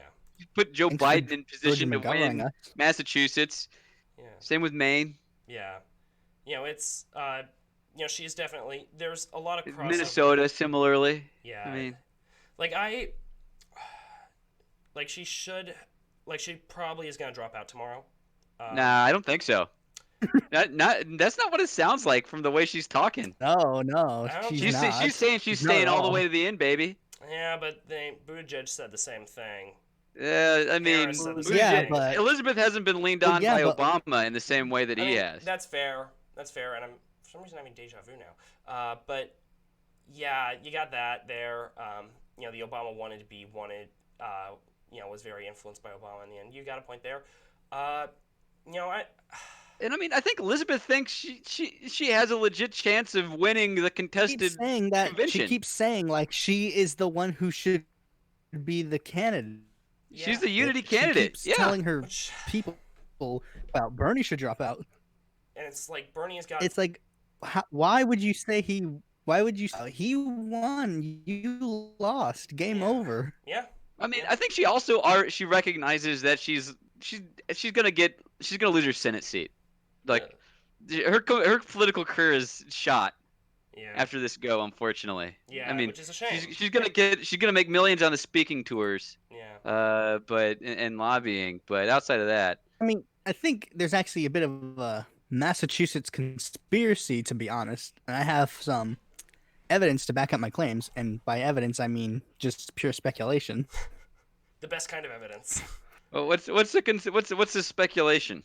Okay, so we all know about Massachusetts. Pretty much all of their state delegation is endorsing Warren. Yeah. Their other senator, Ed Markey, Yeah. Joe Kennedy, and Ayanna Pressley. Yeah. Well, a primary with Ed Markey running for his seat, and Joe Kennedy is running in that seat. And I was a little perplexed why he's running for that seat. So he's running for this seat. Why isn't he waiting for Warren to hypothetically win the nomination? Yeah. Well, it's to pave the way for Ayanna Pressley to run for that seat. Yeah. That's There will be two new faces for the seats, hypothetically, next year. yeah. That's Yeah. I mean, I think it's believable. Ed Markey, he sucks. really. Oh, Yeah. No. Well, he did I live in don't Massachusetts for a think bit, that at so- all. I don't know much about I him mean- other than he's old and kind of curmudgeonly. But you did live in Massachusetts, so tell us a bit about that there. No, I mean, this is largely based off of my experience as like a UAW member going to DC to talk to him. Okay, yeah. Which was he kind of leans into this like student loans aren't a problem. Like it was like so I went as a graduate student worker. And he was like very dismissive of kind of the student debt crisis. His own role in supporting a lot of the trade deals and stuff like that. Like he's like just a generic center right liberal. Yeah. I mean, Yeah. like everyone else, like most people in the Senate in the Democratic Party. I mean, fair, yeah. I disagree. He's. Oh, you're cutting out again. I mean, to be fake, he only ranks like most of the other. Just pretty much because I don't want Kennedy to run in the seat for multiple reasons. Yeah. One, I'm sick of the Kennedy dynasty. I just don't want any more Kennedys to run for office ever. And second, Kennedy is doing a strategy that's been done in Massachusetts before, claiming oh, I'm a new face. I'm gonna fix everything. I'm super cool and left. When in actuality, he's to the right of Markey. Yeah, I believe it. I mean, here's the deal. Everyone is further to the right in Massachusetts. I mean, it's one of those states where no one can win as a Republican, so they all run as Democrats. Yeah. I mean, that's what it is there. I thought Massachusetts liberals were so far No. left that they could. No, yeah. untrue. Yeah. Believe as someone who goes to who went to lobby day every year with the UAW, I can tell you, untrue. Yeah.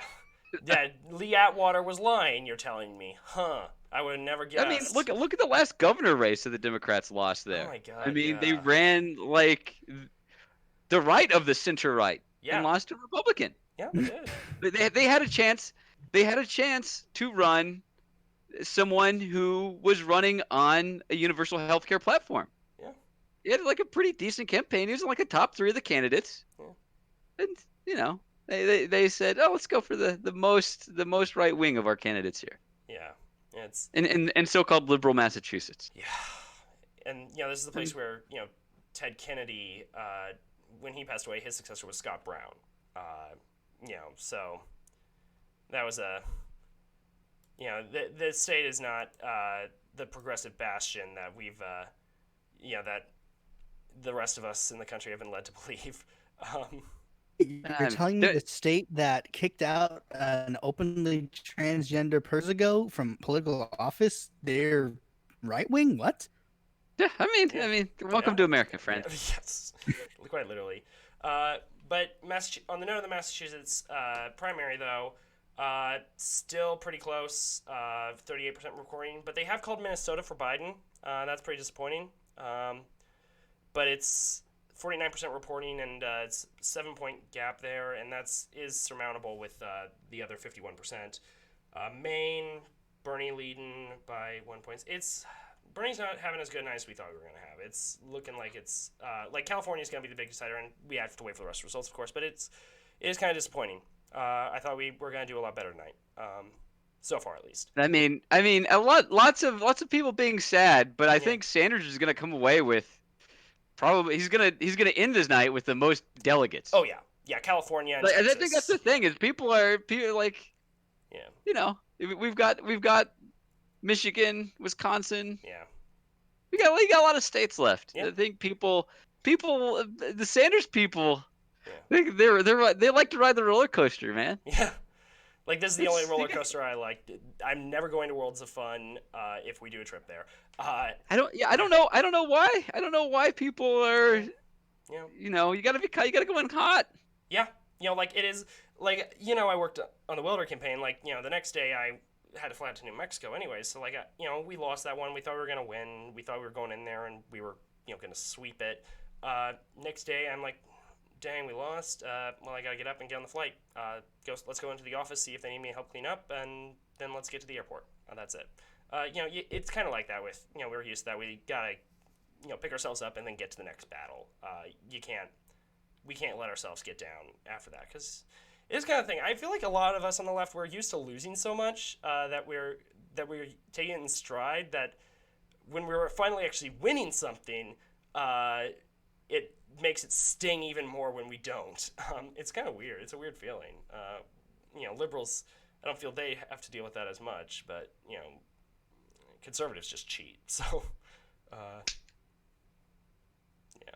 I do want to see if we can find out on. I'm not sure that we're going to be able to find out on the results of any of these third-party primaries tonight, but I will say on the Green Party front, there is California, Massachusetts, and North Carolina. And I'm just going to go see if I can go to the Massachusetts State Election Office. Massachusetts Election Office results. Let's just see if I can get some of these third-party ones here, because it's this is still a piece of it. Election updates, early voting, election calendar, results. Where are we? On 2020. Yeah, this is a weird way of setting up their website. Green Rainbow primaries. Here we are. Not okay. It's not showing us these the election. So I don't think we'll be able to see him on that front at least. But there, like I do think Howie Hawkins has probably the best shot at a lot of these ones tonight. But it's gonna be interesting to see how that one goes down because I think that the Green Party and the Libertarian Party did pretty well in 2016. I don't think they will in 2020. I'm gonna be frank. I don't know. I mean, it really depends on how the Sanders stuff shakes out for the Green Party. I mean, yeah, you got a point there, but I think this is gonna be I think this is to some extent gonna be a closing ranks election, and I think you're not like they might get some more votes in a few places, but I think you're gonna see like it's not gonna be a sustained growth or benefit, and you're not gonna see as active a campaign in that one at least. But it is. I mean, you'll see it if Howie Hawkins is the candidate. He's committed to all 50 states election strategy. That's and that's. So I mean, he's not backing down from. He wants to actually do the thing. So I mean, I think he'll actively campaign everywhere. Yeah, I think you're right. The question is, will he get on the ballot everywhere? I'm not doing ballot. He'll be on the ballot in as many states as he was as Jill Stein nomination was. He gets. Pardon? Depends on which nomination he gets. Like, let's say hypothetically, he doesn't win the Green Party nomination. Yeah. He'll be on like one state Socialist Party candidate. Yeah. Pretty much. Yeah, he's also running for the Peace and Freedom Party in California. I remember seeing that. And it's another reason why many Greens aren't too keen on Howie because he's even him. Pardon? It's another reason why Greens aren't so keen on Howie. Some stated that he's going to run, even if the Greens don't nominate him. He's going to run as running when we have the perfect candidate. Yeah, kind of do what Roseanne Barr did.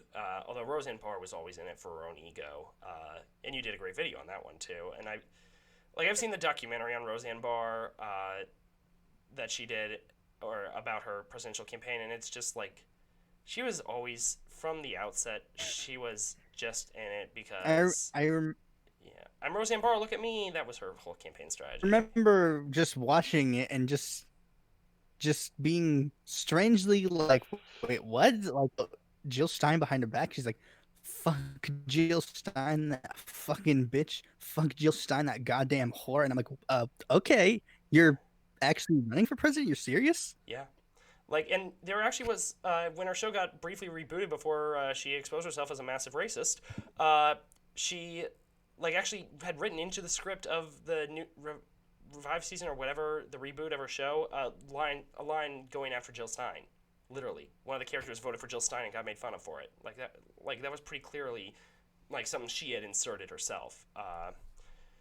Yeah, she was weird. But I don't think it's going to be like that with the Howie Hawkins campaign if he doesn't get the nomination. But, I did watch one of the debates for the Greens, and there was some definite tense moments where Howie was in the middle of some stuff. I remember watching the first debate they had, and well, I mean, just to give like a response, Sed and M and Dario were the huge winners because they just kept going after Howie over and over and over, stumbling over his words and that. Like when he just because they keep going after him for misgendering Chelsea Manning. Yeah, that's a huge thing that they also get mad about. Yeah, that one did actually make me a little upset, and I keep going after one of my own professors for continually doing that. But yeah, and then of course Dario, especially because Dario is also LGBTQ. Oh, I didn't know that. Huh. Yeah. Well, yeah, he's gay and Jewish and black. Yeah. In the Oppression Olympics, he technically win. Oh boy, here come all the chat's about to explode. It's gonna be interesting to see that tonight. And then of course with the Libertarians, what's his face is Hornberger or whatever. I think he'll be the candidate, but who even is he? He's the it's the founder and president of the Future of Freedom Foundation.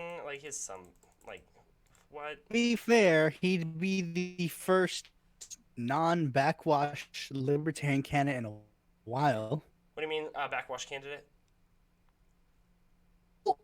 Think about it. Who was their nominee in 2012 and 2016? Okay, I got it. Who Like, was their nominee in 2008? A former Republican. okay, yeah. The So last time they basically- had someone who wasn't a former Republican was back in 2004. And even before then, they would usually nominate someone who was a former Republican Yeah, in 1976. yeah, 1988, former Republican. yeah. Ron Paul. Yeah, I did watch. Ones with former Republicans, they do well. Yeah, like it's it is true, and like this year they could have a former Democrat, in fairness, and former Republican and former Independent. They could get the trifecta. And formerly relevant. Formerly relevant. Oh. Don't worry, my video is going to shoot him back to relevancy soon. Yeah. Is this the one on candidates who should have run for president, or? It's coming out in like 2 days. Okay, yeah, I'm gonna look forward to it. Some before my life goes back to hell. Yeah, senior year of college. Woohoo! Life is hell. That's the easy one. It's the one that doesn't matter. Yeah, but I gotta apply for jobs. Ugh. No, that's true. Yeah. What kind of jobs are you looking at? I guess maybe you don't want to talk about that on air. I would rather not. Yeah. Yeah, because I don't know what I'll be doing yet. You and I have talked about that. You're supposed to be just given to you. What? I couldn't hear what you said. Sorry. You're supposed to just expect money. Yeah. Everything's supposed to be given to you. Yes, I'm an entitled millennial socialist. I expect everything to just be given to me for free. I don't want to work for anything. All I want to do is sit around all day, juuling, and what else are they saying millennials are doing? I'm so out of. I don't know. I mean, look, in the future planned society, Yeah. everyone will have a balanced job complex. Yeah. Where everyone does a nice, evenly distributed amount of self-selected, empowering and unempowering work. So I could spend more of time. We could spend more time making these things, and less time. Yeah, but in trade-off, you'd have to listen to you have to correct or edit all of the one made by fourth grade podcasters. That would be. You would be the one in charge of helping solve all of those technical issues. Yeah. Or you could just be like, you'd be working at the podcast factory making the microphones or something extra, sweeping the floors. Actually, sweeping. Be fine. As long as it's a union job. I mean, there will be no unions in a It's a social society. We don't need it anymore. This is the hypothetical. Classless. Yeah, classless society. This is, still hypothetical. Like, we're way away from there still. They're nice in the future. It'll be awesome. Yeah, it'll be in the future. Fully automated luxury gay space communism. Yeah. Okay, so Biden still got a lead in Massachusetts, and they're saying it's tilting Biden. As a former Massachusetts resident, does this shock you too much, or? I mean, a little bit. I was a little bit more optimistic for Sanders winning, Yeah. but again, I mean, given everyone had Pete and Amy not dropped out, I think it would have been a different story. Yeah, this was it. I think that's a lot of it. I think had Elizabeth Warren also dropped out, it would have been an even more different story. Yeah. Yeah. But that's to be expected. Yeah. I mean, that's the way she goes when everyone's against you. Yeah. That is that's a thing that we as socialists are used to. The entire world being against us, and we being we need to. We're also at the same time fighting the Judean People's Front and the Judea. People's Front of Judea, yeah. We're the People's Front of Judea. All right, splitters. Yeah. Okay, So, yeah. I mean, it'll be interesting to see what happens in California because it looks like Sanders' lead isn't going to diminish too much. I don't know where all of the. Yeah. Yeah, I mean, almost everything, like a lot of the. Let's see here. Yeah, he's got 1, 2, 3, Jackson County, 5, Wise. 7. So yeah. Biden's won about half the states so far, but they're saying that Massachusetts and Maine are tilting him right now. But I expect Bernie still to win Maine because the lead there is so thin.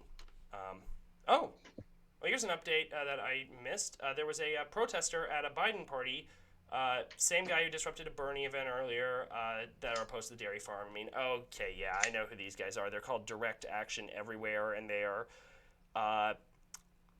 the animal rights group that all the other animal rights groups hate more than PETA. That's who they are. They're utter nutcases. They're the group that sent a white guy up to disrupt Kamala Harris. And, pardon? Hello? You said Oh, the Biden got disrupted by a protester. Yeah, you're cutting out again. Sorry, dude. Yeah. Like I wanted to have another YouTuber, Mexi, on with us, but she is dealing with some personal issues right now. And so I'm, shout out to her and hope hope things get better. But she's a vegan, so I would like to discuss this. A vegan activist as well as a Marxist, and I would like to discuss this. Yeah, I'm a with her. vegan as Oh, well. I didn't know you were a vegan. I didn't know that. Yeah, I've been a vegan for a number of years. Yeah. Oh, I didn't know that about you. But what about veganism? I was actually talking to my students about it today. What about veganism do you want to talk about? Well, it's just the animal rights group that just disrupted Biden, the Direct Action Everywhere, and they're with a sign that says "Let Dairy Die," and they're just, my understanding is they're kind of hated among that crowd and like among other vegan and animal rights activists. I don't really know much about them. I'm generally pretty cool to a lot of them just because their politics usually aren't super developed, but beyond, be good to animals, which is a good politic to have, but Yeah, like there's not an really animal the rights best. group here on campus that actually, they're very closely aligned with YESA chapter here, and they held a special discussion about capitalism and animal rights after your talk up here. Oh yeah, I almost dropped by, but I had some other things to do. Yeah, and they, I got them a book on eco-socialism, and they talk a lot about that stuff, and they're pretty developed on it. But this group, Direct Action Everywhere, that just disrupted Biden, they disrupted Bernie a few weeks ago with a topless protester, and they had a white guy with dreads disrupt Kamala Harris, which that did not look good for them. White guy young white guy who pretty clearly middle class disrupting a black woman speaking. That's not at all problematic. But yeah, that was they do that stuff all the time, and yeah, that reminds me of yeah. Oh, you cut out again there. Yeah. Okay, it sounds like you've cut out, so I can't really comment on that one. But we're still waiting for California. The polls close here in about 6 minutes. Texas, they haven't called it yet, nor have they called Massachusetts or Maine, but the results are trickling in there. We're still got a 5-point lead in Texas, though, so that's good news. Because if Bernie wins California and Texas, that is a big, yeah. Biden has won 120 delegates so far, they're saying. Bernie has won 54, but if Bernie wins California and Texas, he'll be far ahead of Biden. So that's good news. And then Bloomberg. Yeah. Yeah, he is crapped out. Like, he has won 7 delegates tonight in no states. Not even 1 million votes. Yeah. Yeah, I mean, I'm not surprised. I mean, it's cool that he spent that much money. It's a real fiscal stimulus. Yes. Yeah. Spent all that money on people who weren't even promoting his own, his actual candidacy. He was paying his social media campaigners to put out posts promoting him, and doing that, and they were getting $2,500 a piece. 500 people he paid this to, and they would send out texts saying, "Hey, vote for Mike Bloomberg," and then 20 minutes later, the person would get a text saying, "Please disregard that. Vote for Bernie or Warren." That's funny. Yeah, that is pretty funny, and shows how it is. But he did win American Samoa, and in fairness to American Samoa, this is the most influence that they get in the presidential race because they are a colony and deprived of all democratic rights, which is an abomination. America. Yeah. But Warren, oh boy, she is But really. then again, aren't all people? What? Aren't all people what? Hmm? Aren't all people what? To be fair, aren't all people of color deprived of rights? I mean, true. You are very right there. You know, these geographic areas, Guam, Puerto Rico, American Samoa, they're completely colonized, and that's I mean, yeah. yeah, they're Guam is a U.S. military base, effectively, right? like yeah, like there was a joke on like John Oliver like 10 years ago. He's been on air for a long time, so I think it was probably something like that, where he said, it's Guam. It's 40 square miles of palm trees and storage space. It's Guam. Like, I mean, with the exception of like it's 40 square miles of palm trees and storage space, at least according to the U.S. military. But to the people that live there, not so much. It's 40 square miles of palm trees and our homes. So yeah, it's I God, I hate that stuff so much. But yeah, it is. You do have to say that at least the primaries do give them some say in the presidential election, more so than the actual election where they get no say. And while I do support sovereignty for Puerto Rico and these other territories, they should have democratic rights in the interim. Yeah, absolutely. Yeah, like like I'm an Irish Republican. I don't recognize the sovereignty of the British Parliament over Ireland, but I do think, and I don't believe that Irish MPs elected from the 6 counties should take their seats. I'm an abstentionist in that regard, but I do still think it's good that they take part in the Northern Ireland Assembly and stuff like that, because that does some role in their lives. That they need to have some sovereignty over that. But that's another issue altogether, and we're getting sidetracked there. And I think we should probably start wrapping it up here because it's about 10 and we all have things to do in the morning, I'm sure. So, do you guys have any things you want to plug or any pluggables? I mean, not really. Follow me on Twitter at Clement Draper. Um, ClementDraper. yeah. Any Pluribus? You want to plug your channel there? Or are you not? You still there? Or. Okay. It sounds like he may have been cut off or may not be able to hear us, but his channel is Pluribus Unum. He does really good history videos that I really enjoy, and I invite you all to check it out. So yeah, I think we're gonna call it a night here before they start calling California. It's not as good as we were hoping it would be on the Bernie front, but an interesting conversation nonetheless. Thanks so much. Please check out my, subscribe to my channel, follow me on Twitter, and also check out my podcast. I'm hoping to produce some more episodes on that one. It's the Sunflower Socialist Podcast. Thanks so much, everyone, and solidarity. All right, take it easy, guys. Thank you so much.